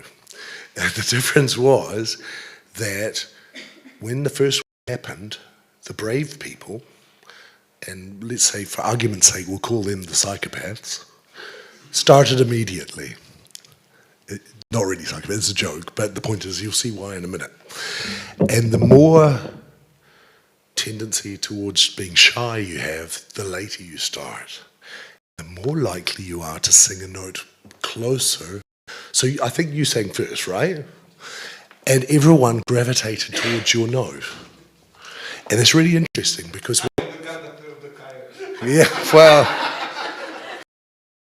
but what's interesting about that, I mean, in a way you don't really count because you're older than everybody and you have a position of authority. So, yeah, it's not really fair to comparison. What we would really need is a group of people the same age for for this to work properly, what happens is everyone gravitates. So we get quite a dense chord. I think there was roughly maybe a flat 5 interval between the highest note and the lowest note. Okay, maximum, possibly less. I can't really remember now. Then the second time, the chord was much wider because less people were listening and then reacting. And that's the point.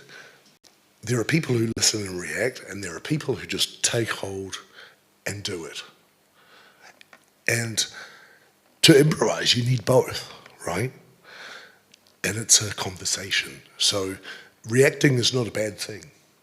And coming out first is not a bad thing. Both are very, very good things. But you have to notice which one you are first and then work on that. Okay, so let's try it again. This time, just try it immediately, so everyone at the same time.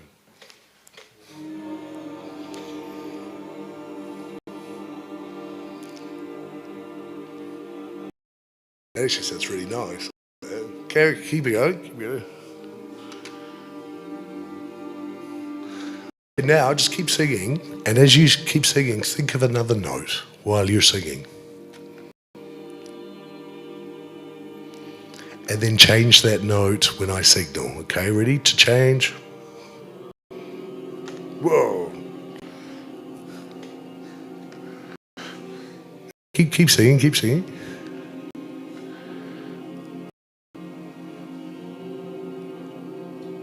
Okay, now do it again. Think of another note related to your note that you have. And make it a greater interval than a fourth, a quart. So make it bigger than a fourth.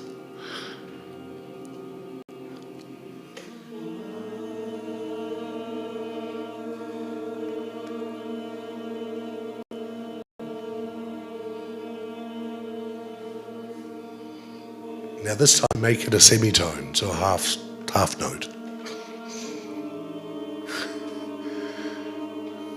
One more semitone. Up or down. You don't have to go down, you can go up as well. Immediately, so.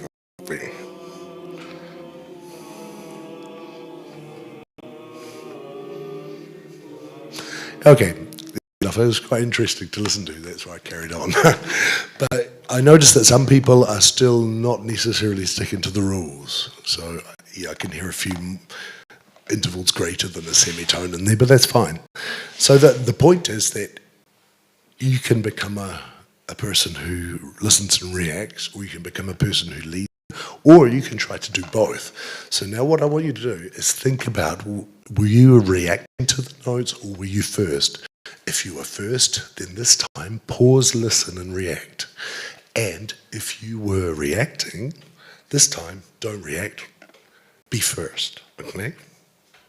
Alles klar? Yeah? Okay, ready? Yeah, see, so the same people were first. Even though they delayed, it wasn't enough of a delay because the waiters were still thinking, okay, I'm going to be first, thinking about it. Don't think. No, thinking's for physicists and chemists and stuff. It's not for us musicians. Okay, ready, try it again.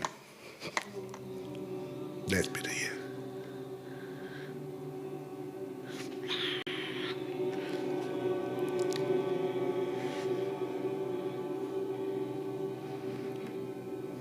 Yeah, that's cool. And interestingly enough, that's a much lighter chord that forms out of that. When the people with more confidence come out first, this chord tends to be a little bit heavier and a little bit more kind of punchy. And it tends to be a little more floaty. The reason I know this is because I have experimented extensively on people. So I like human experimentation as one of my hobbies. And so I've over many years of doing this with people of different ages, I've noticed these things are always the same everywhere and in every language and in every country. It doesn't change. So, you know, you guys are no different to Germans or English or Indians, or everybody does it the same way. because your personality and the way your amygdala behaves is intrinsic to you. You can't really control it. It is what it is, but you can just learn to recognize it. Okay? So now what we're going to do is try something a little bit more complicated. So this time we're going to play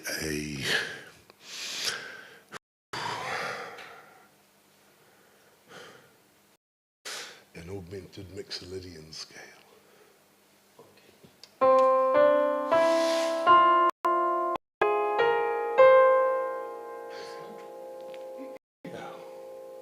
No, I'll change it. That's too much, actually. Let's make it a Lydian dominant. Okay, cool. An A, right? An A. Thank you. It's easier for me. Okay. So what we're going to do is we're going to now improvise, but this time we might improvise with more than just the melody. So last thing we did was basically using an Ionian mode. It was improvising with the melody. We didn't do anything spectacular with any other parts of the thing. So we might try, Attila, to use a little more harmonic improvisation and a little more rhythm. Okay?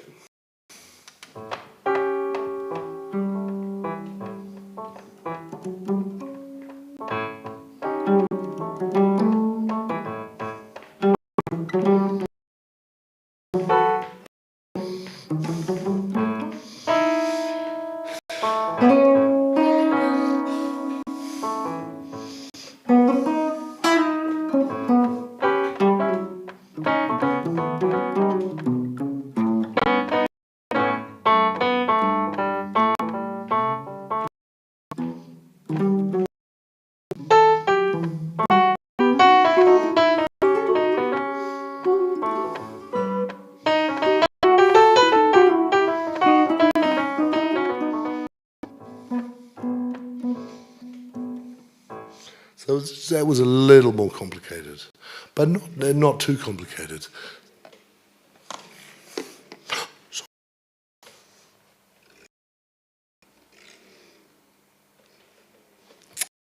Sorry, I forgot to turn that off. I apologise. But not terribly complicated. So who here thinks they could do that easily, what we just did now? Well, who here thinks they couldn't? Maybe that's easier. So who here thinks they couldn't do what we just did now?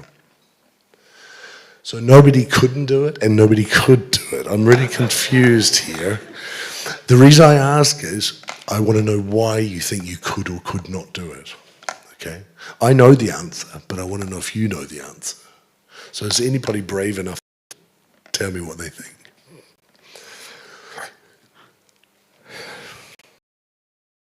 No, nobody's brave enough.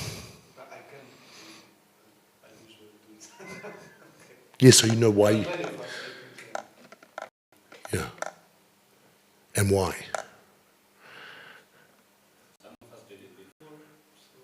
Yeah, so you've practiced, right? That's kind of what you've practiced it, so you can do it, right? It's really simple. I'm not trying to ask trick questions or be mean or anything. It's just, these are simple things, but I'm just making sure that everybody, fully gets this. And what would you have to practice to do that, like what we did? What would you practice to improvise how we just did? Well, we could practice in the way that we just put on some musical background. You could, but let's imagine that there's no opportunity to do this. So you're alone with your instrument on a desert island. How would you practice this? Just pressing random notes. Yeah, so do you think we were just pressing random notes? No, of course not. Random notes that sound good with each other, or we could go by chords, or... Yes, now you're getting it. So basically what we did was we took a Lydian dominant scale, which is the fourth word of the melodic minor, yeah, so my brain's not that broken. And all we did was take that scale and the notes of that scale and improvise with them. So we were just creating melodies and harmonies within that mode. So the first thing you would do is practice and learn that mode, right? Yeah, that's pretty simple. The other thing you might do, because I might be generous and I might say to myself, okay, you're on a desert island, right? But I might let you have a metronome as well. So then you can also practice the rhythmic elements with a solid beat, a solid background, right? And that's the first thing you would then practice is firstly the scale, then you would practice the intervals within the scale. So the intervals could be second or minor second, minor third, major third intervals, the fourth interval, the flat five interval. So you would go through, play all of the intervals through the scale. And what you're doing when you do that is you're adding tools to your toolbox. So you're creating a unit in your permanent memory, in your long-term memory, that is also related to your muscle memory and putting those things together. James. Sorry, yeah. What would be your suggestion for learning to play a scale like this? Do you try first to learn the notes in order in relation to one another? Absolutely, yeah. Yeah, so, sorry, years ago, that I should have said that, actually. It's a very good question. So the point is that what I do, the first thing I do when I get a new scale is I play the scale very, very slowly and with a metronome, always with a metronome. And I play it in every single position. So the first step is just to play the scale and internalize the sound, just up and down. And then the second thing I do is I play, like for example, the most, let's say it's an A major scale, right? So I play 2 octaves up and down, but with a metronome and slowly. I'm just doing it quick now so that I don't waste too much time. And then the next thing I do is I use the third intervals. So, okay, up and down, same thing.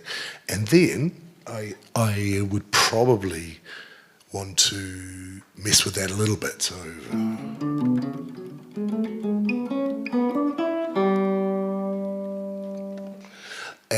and so on. So it's still the third intervals, but I'm just switching them around a bit. And then switching them around a bit again in relation to the metronome and how the metronome's going. And then I take fourth. Okay, and then fifth. Okay, and then sixth, and so on. And I don't really do this so much anymore, but I used to go up to 11ths. So there's the octave, 9th. You could do the 10th, but it's pointless. And the 11th, and I played the scales through with that kind of interval, really big intervals. And then I would do that at every position. Then the next thing I would do is the triads out of the major, whatever scale it is, sorry. Okay, then up and down the triads, or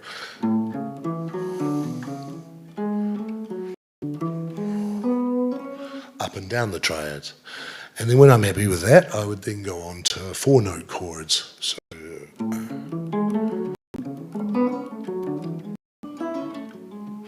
and then 5-note chords, and then 6-note chords, and then 7-note chords. And then after that, well, yeah, you don't really need to go any further than that because you've used up all the notes anyway. Unless it's a symmetrical scale, like a diminished scale. And then you can do 8-note chords as well, which is quite fun. Well, it's quite fun if you're autistic, but yeah, it's fun. And that's the first step. If you want, okay, so before I was talking about how kindergarten kids can improvise better than adults because they don't fear, they don't have a sense of shame, but they actually don't have, I'm going to play like Charlie Parker or Bach or whatever. To get point, yeah, you have to go through the scales and add to your toolbox, and every tool you add gives you more facility to do this. So you know, if you learn just a basic major scale, it's going to sound nice, but after a while, not really everything you might want to get to another level. So you learn another scale, then you learn another scale, and then another, until you've got to 400 or so. And then you start to relate them together. And that's why you can then do this. So we're going to start simply with the blues. Play an F blues, right? Yeah.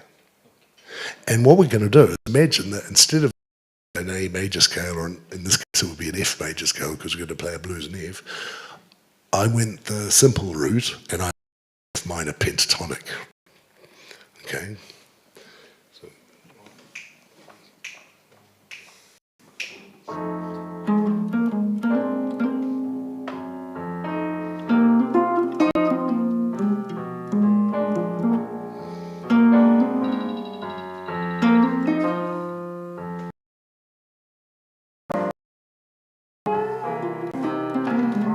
Okay, so that's the blues, and we have to go really quickly now because we're out of time. Oh, cool. Relax, everybody. Coffee, anyone? 5. Okay, so imagine that we've gone from one 5-note scale to learning a whole bunch of 7 and 8 note scales, and then we end up with this. Giant steps. If I can just play it alone. But okay.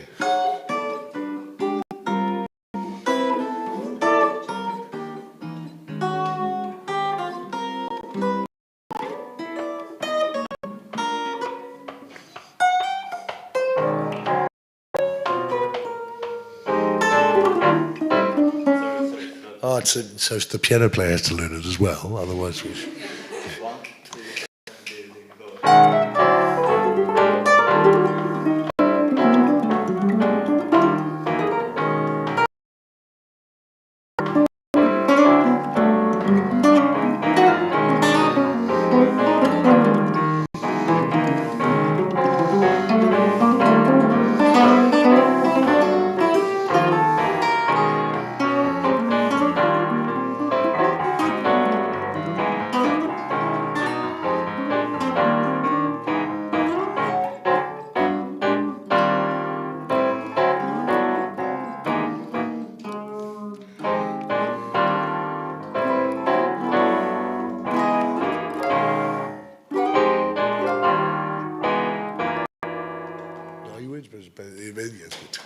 So yeah, so you can take it to an absolute extreme where you have a song, for example, that has 4 tonal centers instead of 1 like a normal song, and that tone every 4 bars or every 2 bars.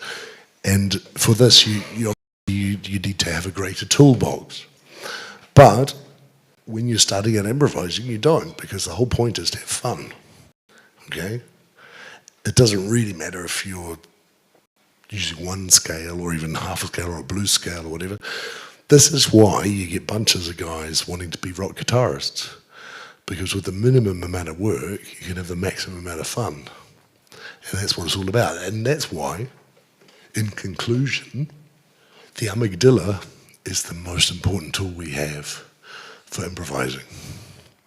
Because the amygdala not only gives us empathy, it's an empathy center, which means you can relate to your other fellow musicians. It's a reward center so that when things are going well, you feel great.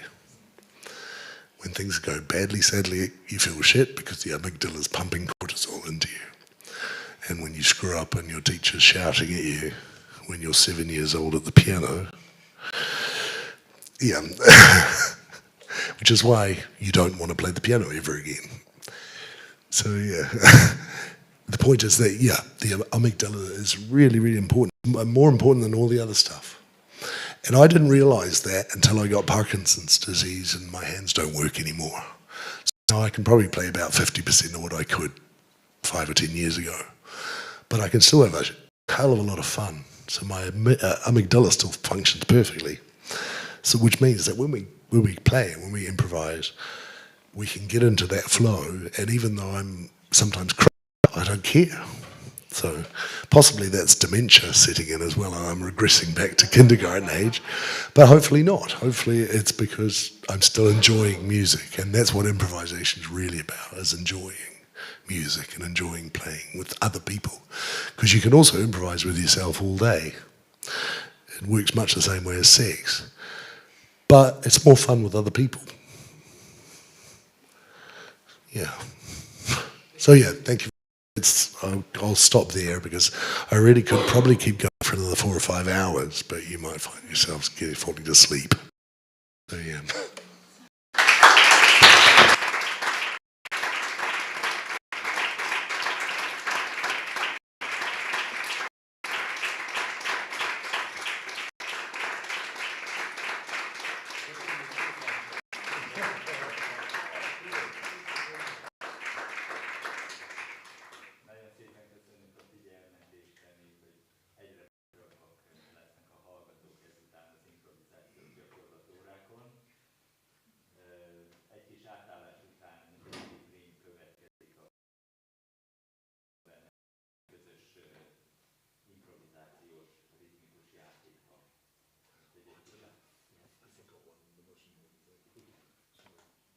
Does that work? Oh, sorry, there's one more thing, and the most important thing about this is that you, in your toolbox, you need to have a who gives a shit button. So that's what I forgot to say, okay? Which means that as long as you're enjoying yourself, who gives a shit what everyone else thinks? That's really important, okay? So thank you.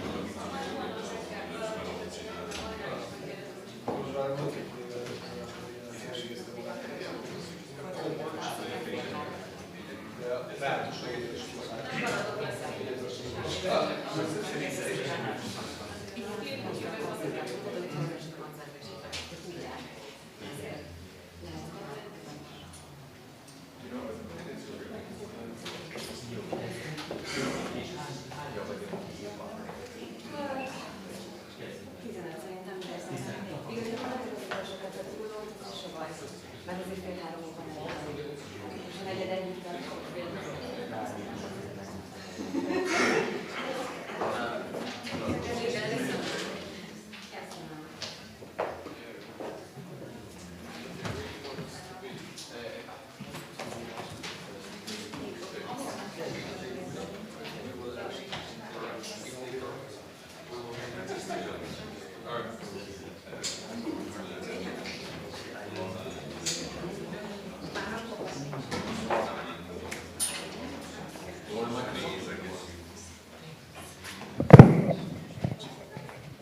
Akkor újra nagy szeretettel köszöntök mindenkit.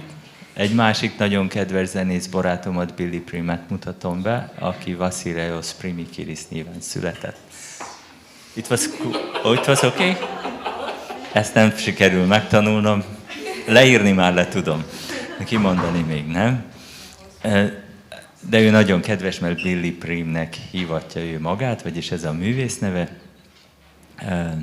Billyvel csak nagyon röviden, 19 éves korában tanultam, amikor a szerelem idehozta Szegedre, és beiratkozott hozzám zongorázni, és pár hét után már együtt muzsikáltunk, és azóta is már nagyon-nagyon sok projektben vettünk együtt részt.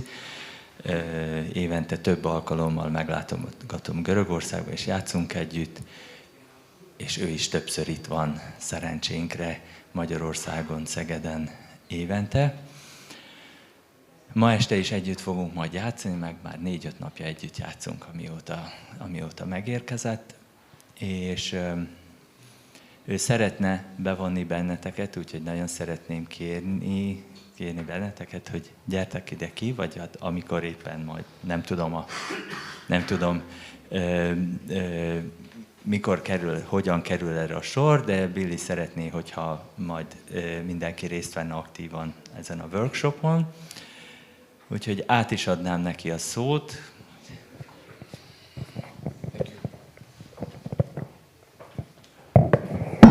So I think I'm okay, right, to speak like that, because it's hard to make body percussion and have the microphone. So I'm Billy, nice to meet you. Please call me Billy, not with my Greek name, it's hard.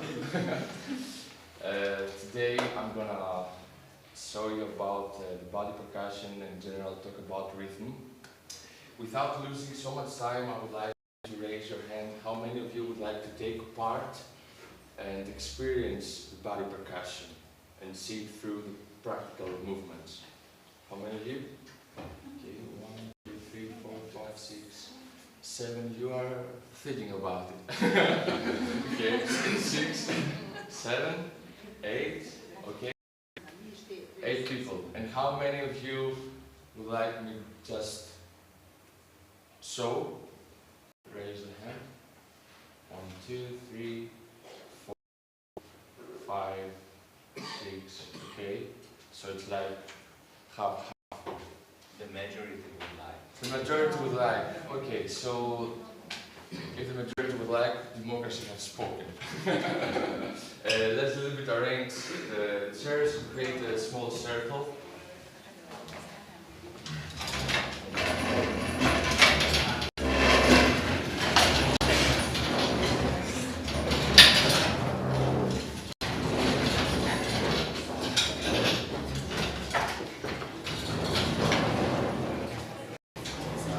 I think this is enough. Okay, let's create a circle together here.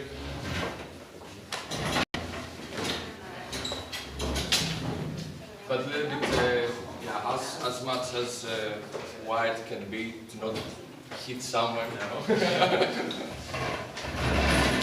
All right. So, okay, let's create a circle. Everybody from that they don't want to take part, they can see us, they can listen to us, right? Is everything all right? Perfect. So now that we have created a kind of circle, I want to ask, what is bad percussion? Okay, hit your body, you say. Okay. It's not exactly hitting, but we play with respect. And we create rhythm through our body. And what is rhythm?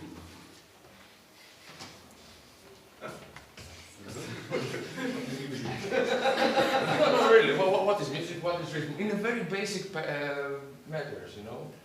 We don't have to think like philosophy. No, very basic thing. What is rhythm? Measure of time. Measure of time. Okay. What else? The sun. How we use? In what sense we use this measure of time? To connect to each other. Exactly, to connect. So the key word is connect, is communication. It's a form of communication. Like music. Music is a universal language. Okay, everyone that plays an instrument or knows a basic of music, even if you are from Asia, from Cyprus, from Greece, from Australia, can connect together and create something together or understand the language. So rhythm is exactly in the same way. It's a form of communication. I play, okay, and this is something that someone from here can connect with that, and we can have an interaction. Okay, let's show something, for example. Okay, something very, very basic.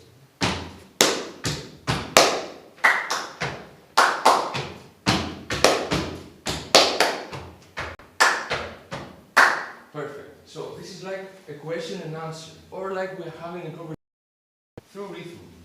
All of this just using our body, and sometimes even our voice. It's also a very important instrument.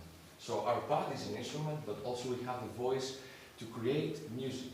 So today we're going to learn basic things about rhythm, how to work on rhythm, how you can develop on rhythm, and how can you create music from just a very small rhythmical pattern.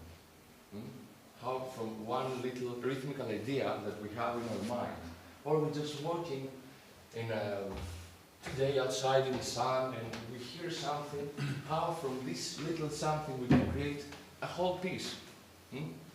So let's close our eyes for a moment. Imagine that we are somewhere in Africa. It's night, there are thousands of stars in the sky.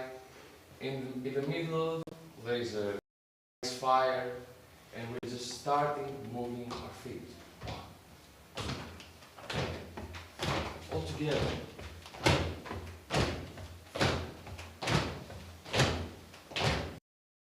Now you hear every movement. We already connecting, just playing the same rhythmical phrase. 1, 1. Body. You just stand like that, like a soldier. Like use your, it's all about motion, the movement. Okay. This motion, this movement create dynamic, create a feeling. It's all about the heaviness, the weight, you give to that. The energy. Alright, while now we're moving, maybe some of you are picking some songs, like in disco. So we are hitting different things, just because we are moving. It's like we are in a disco and we are, you know, with the hand listening to the music. So it's very normal, you know, only by moving, ideas come into our head, different things, or imagine ways. Okay, and now let's just a little bit slower. 1, 2, 3, 4. Let's clap on the 1. 1, 2, 3, 4.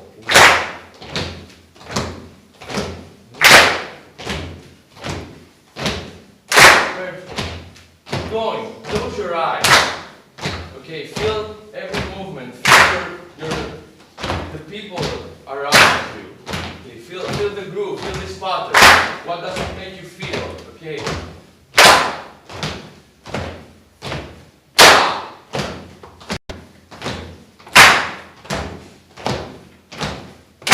Okay, now keep going only with the feet.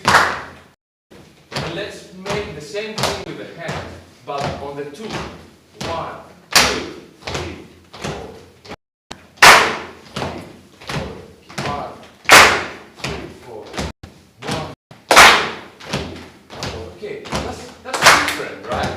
Yeah, it's somehow it feels a little bit different. It creates a different color, a different emotion. Some people maybe will think we will rock you. So it's everything creates a different vibration, different feeling, different color. That's the blue and that's the yellow. Okay, so let's keep going. Right, left, right, left, right, left, right, left. Okay, let's take a moment. Let's take a breath because I know it's exhausting. You like dancing, right? So we are 1, 2, 3, 4, 5, 6, 7, 8, 9, 10, 11, 12, 13, 14, 15, 16 with me. Okay. So let's say that this group from here, okay, perfect, and that's another group. I will be kind of in the middle so everyone can see. So first group number 1. 1, 2, let's keep moving. And let's play 1, 2, 3, 4.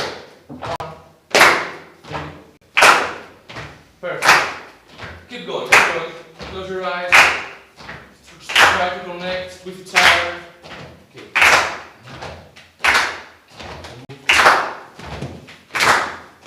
Listen to the others, okay? We are not listening to the others, we are all here.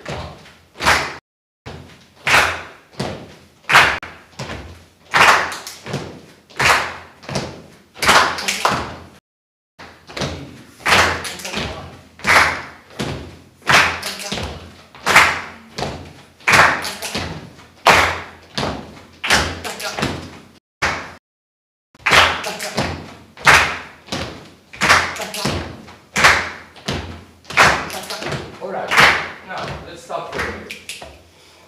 It's like we put a color that's red, and now the other team had like another color that was blue, and this combination of this color created purple. Okay, it's like a question and answer, and together create something unique, a different thing. And continue and get deeper to that and put more ideas and use our imagination, we can start creating music.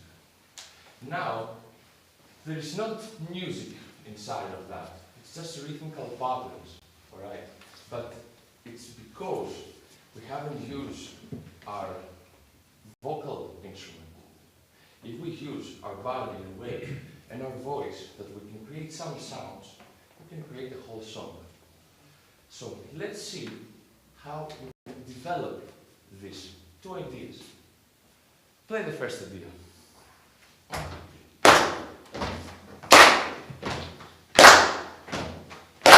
You remember your idea?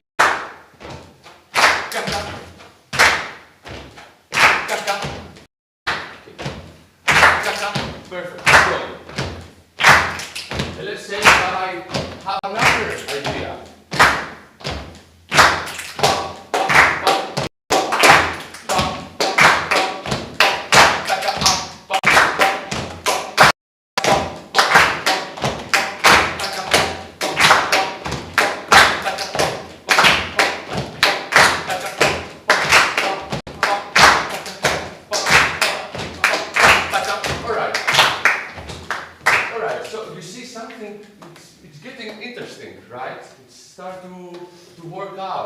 There's a nice communication with all of us, and we start to create something that, okay, it can be something later if we can go deeper to that. So, from a very, very small idea that you just walk in the road and have in your mind, boom, bam, boom, boom, bam, it can, grow. Okay, it's like you put a seed of apple to the earth, and slowly this becomes an apple tree, right? But you have to give energy, give water, so that means that we have to spend time to that idea and focus on that idea. So, let's now try to create a musical phrase with the rhythm pa, pa, pa, pa, pa that I made. Let's think, let's imagine, for example, that this here is the drum set, okay, and creates the groove.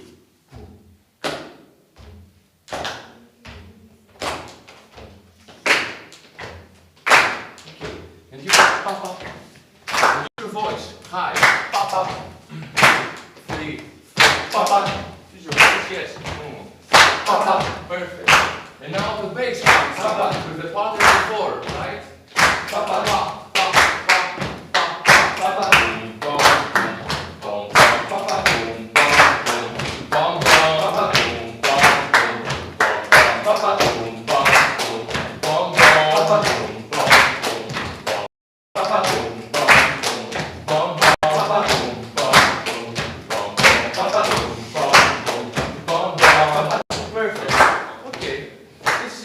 Now we have the drum set, we have, I don't know what is this, but you can say that something, okay, that creates a rhythmical pattern and also a little of sound. Brass.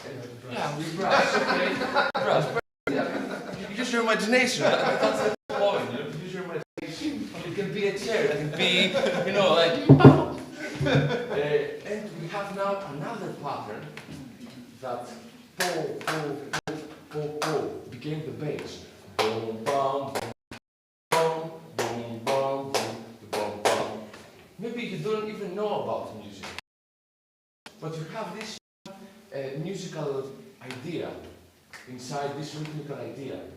You can go to the piano and just look for it, right? Okay, it will take time, but in some day you will find it, Or you can show that to another person that knows about music and write it down. So now we have the drum set, with the steady groove, we have the bass, and we have some vocals and so on. So let's continue to divide our groups in 3. Let's say that you are one. Yes, the first group, okay? You are the second team. Perfect. You are the third team, alright, including you. Do you remember the third part? It's pa pa pa pa pa pa pa pa. Pa pa pa pa pa pa pa. Perfect. Alright. Do you remember the second rhythm? Okay. 1, 2, 3, 4. Pa pa. Alright. And the first one. Let's without you in the beginning. let's start it from silence. Only the first. 1, 2, 3, 4.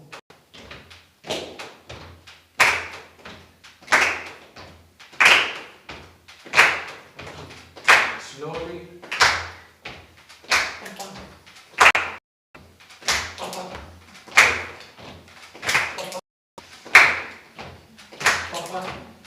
Wait here.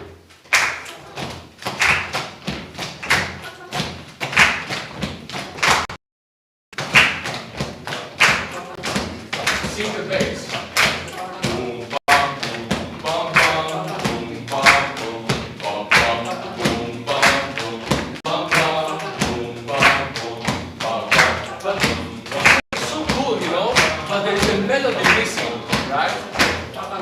Let's create a pattern for the melody. Bam, bam, bam, bam, bam, bam, bam. Okay, it's a nice rhythmical pattern. Let's see how, if I put the music, will sound. Okay, let's see.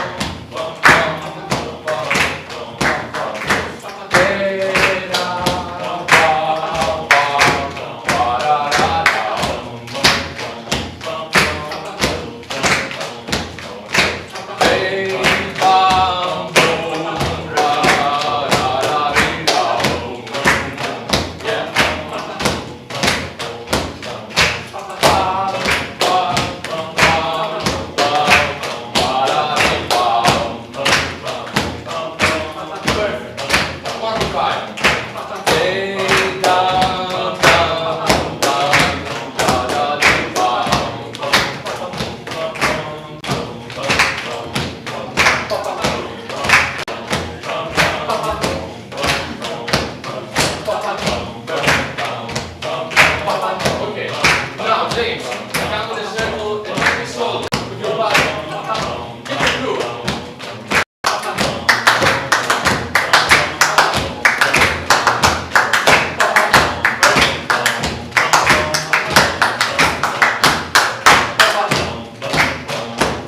Alright, next one. Solo, short solo.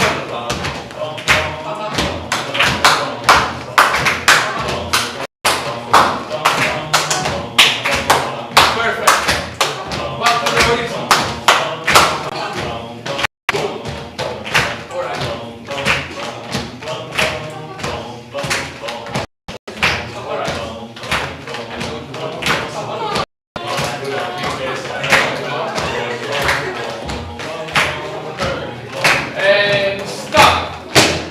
Alright. So you see, from a very small rhythmical idea, just using another and another and giving to that a voice, we create a musical piece. And even if we continue for an hour, you know, we can create, you know, so many things to it. Like real composing it, right? And that's the beauty of rhythms, because a lot of people think that creating music, I have to learn guitar, I need to learn the notes, but it's not always the case, you know? The only thing that you should be is to be open, you know, because and to be always to get inspiration from everywhere. It's like you walk in the road and you are thinking something, or you see the sun, you hear the birds singing, and the birds, you know, singing nice, like the great rhythm, the great something. This can give you an idea, and you can put this idea in your body, in your hand, you know, dancing something like crazy. You have to be a little bit crazy. Music needs, you know, openness, to see a little bit in a different point of view. And you can have the same result, like to make something on an instrument. Really, up until this point, you directed us. So how would this work if there was not someone directing? That's a good question. But this is all about to experiment. Because when I started, I started to experiment also. Even even now, if I know some body percussion moves, doesn't matter, you know.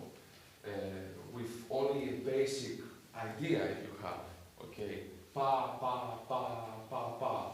This, you know, you can record it on the phone, pa, pa, pa, pa, pa, pa, pa, pa. And after another idea, and you start to experiment with that. You know, it's always a process of experimentation. You know, and of course, if you know to play an instrument, or if you have a sort of knowledge about the music and notes, that's going to be more helpful for you. For people that they don't have any experience, it can be harder. But if you already have some knowledge about music, that it can be helpful. You can see this body percussion workshop and the rhythmic structure as a tool, as an extra tool for your next composed song. You know. So in a group situation, this experimentation, how would it work? How the experimentation that you described in a group situation? In a group situation. Πώς μπορεί να το κάνει αυτή η ομάδα τώρα τους περιγράφεις κάνεις εσύ. Κάντο βάτω στα δεκάνα για να καταλάβω. Okay. Sorry. So let's say this. I think you all understand, right? Yeah. You talked about Beethoven, yes. So, because I think we don't have so much time, let's see how this really works, but without me. So, I want to create like 4 groups, and each group will try to communicate with each other and create something together. Like we did right now, with me contacting, to do it by yourself. But of course, I will be there to help you. Okay? We are all unique people, you know, experienced people. We can have one little idea. If someone else has also one little idea, we can create something. Okay? So let's divide it in groups of 4 people. Raise your hand. You are the one. Say 1, 2, 3, 1, 4, 4, 1, 2, 3, 4, 1, 2, 3, 4, and 1, 2, 3, and 4. Okay. Who are the ones? Okay, the ones together. The ones to go there just to be clear. Come here. The first group come here to the 2s. All right, the 2s. The 2s come here in the corner. The 3s. Perfect. Come here. And the 4s. Perfect. Come here. All right. So, Ati, can we use some more space of this building?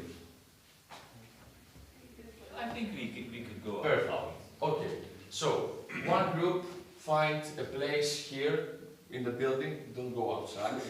Stay inside and start working on creating something. And I will be with you to help you. Okay? And see you in 10 minutes. Okay.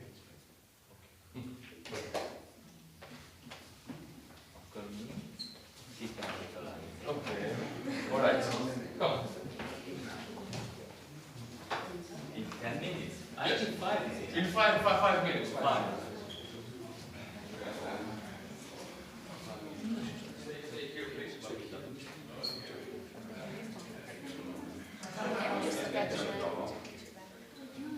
Hogy mi is kitaláljunk egy ilyen olyat, mint az előbb.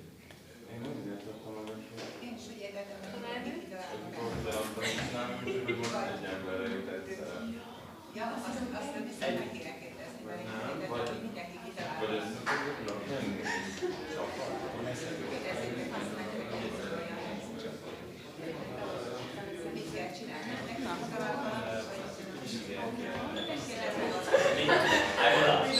We have a little cup. To find out one pattern or pattern. Okay, it can be just 4 patterns, it could be 1 pattern, but to make it like you start, 2nd, 3rd, 4th, You can be two partners. For example, you can play the feet, happy to play the hands, okay, you can do something else, or you can do the whole thing together. The whole point is to create something together, you know? Even if it's simple or complicated. Try to use your imagination, try to think as a little kid. Alright, so the whole point is to create something together. It's simple. Okay? It can be, for example, you can use only the feet, okay, and someone else to play the drums, someone else to do the hair, or you can all do the same rhythm, but do it together. Okay? Or you can find something alone, and after every person can come later, you know, like I start now, and after you come in, and you play with me something else, you know, try to communicate. We are ready. Whatever you want. I think this is a good idea. You can do whatever you want, but you are responsible for the work. I'm responsible for the work.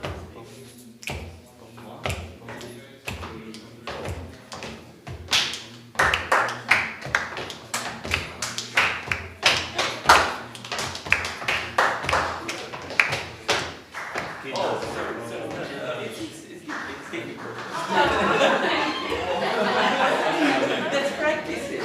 Okay. Yeah, it's slower.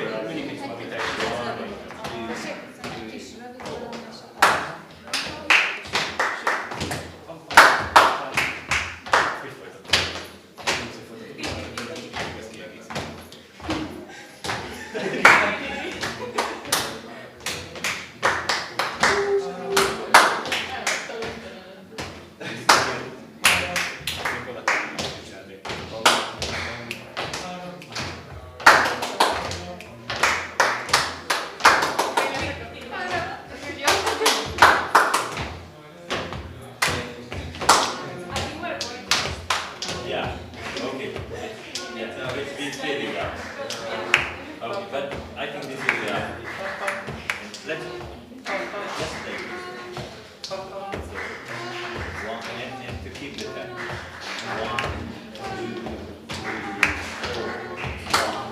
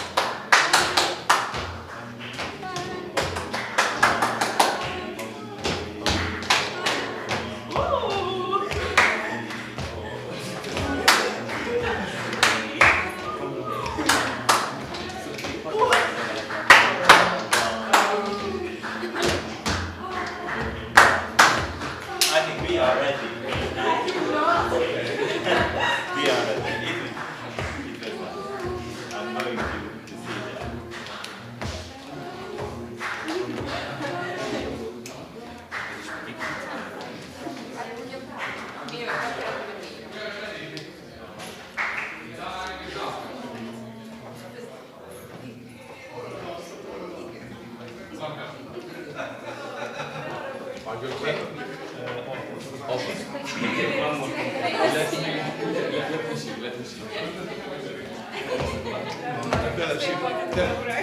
Írom a párnát.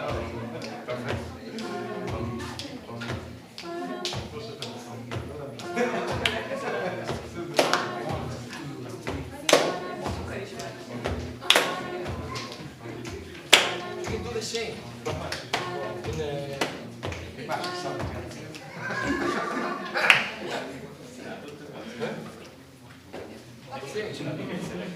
Perfect. Okay, so everything is ready. How do you feel?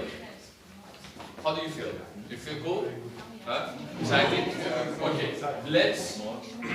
Let's see the first team present the work. Okay, let's. Okay. Who is the first team? Who is the first team? We are team 2. The first? You're the ones. Okay, so let's go all from here and see the first team, what they created. Yeah, here to see. Wherever you feel ready, take as much time as you need. No pressure. Just start now.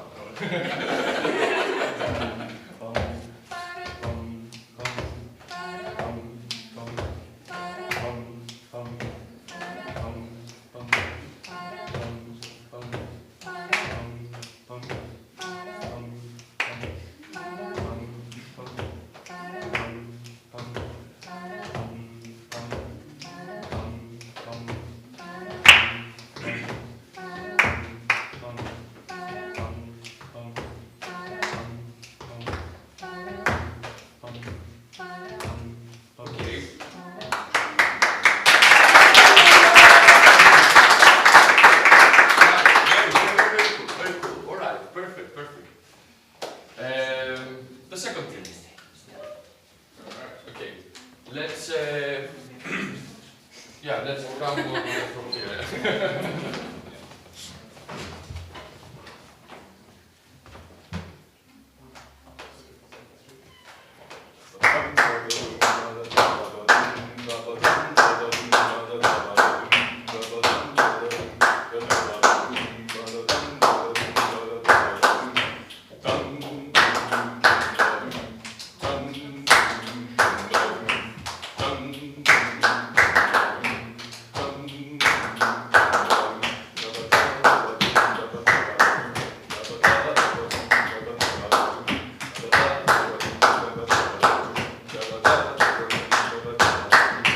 Perfect.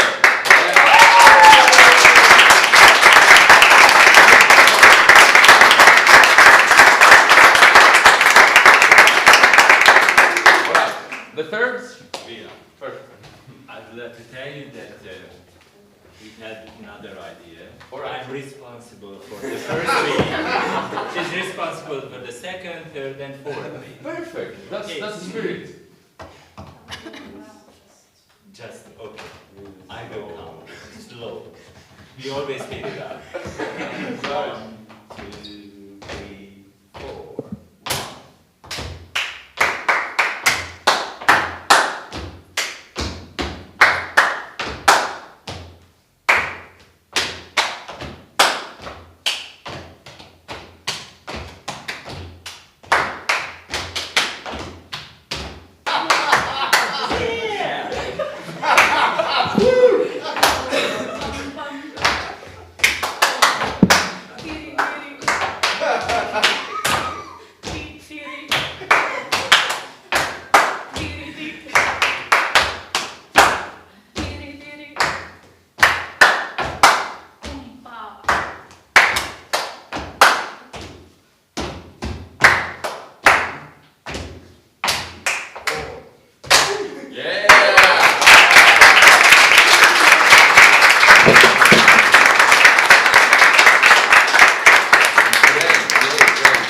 Okay, and the fourth?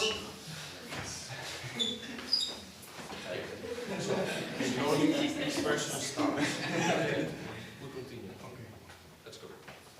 A circle, a circle. Ready? Yeah.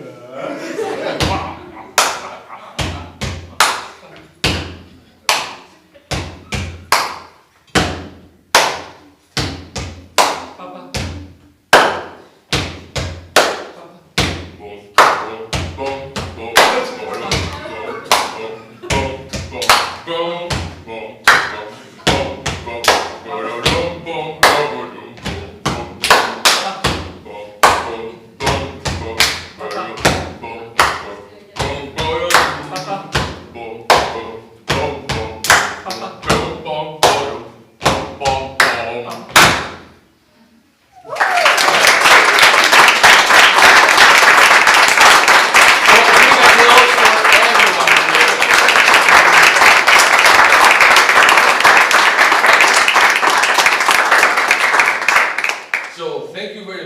was the workshop.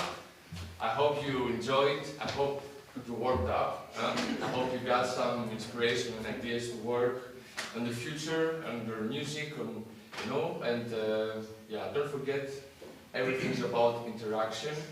And you know, be crazy sometimes. Köszönjük. Én nekem még van egy bejelenteni valóm. Délután 14:30 az énektanszéken folytatódik a konferencia, és le is járt az idő. Right in the time, right? Right in the time. A konferencia 14:30 nem sikerült. Folytatódik. Köszönöm szépen, és este mindenkit várok szeretettel a koncertünkre, Rektori Hivatal díszterme 7 órakor. Köszönjük szépen a részvételt mindenkinek. Köszönjük szépen!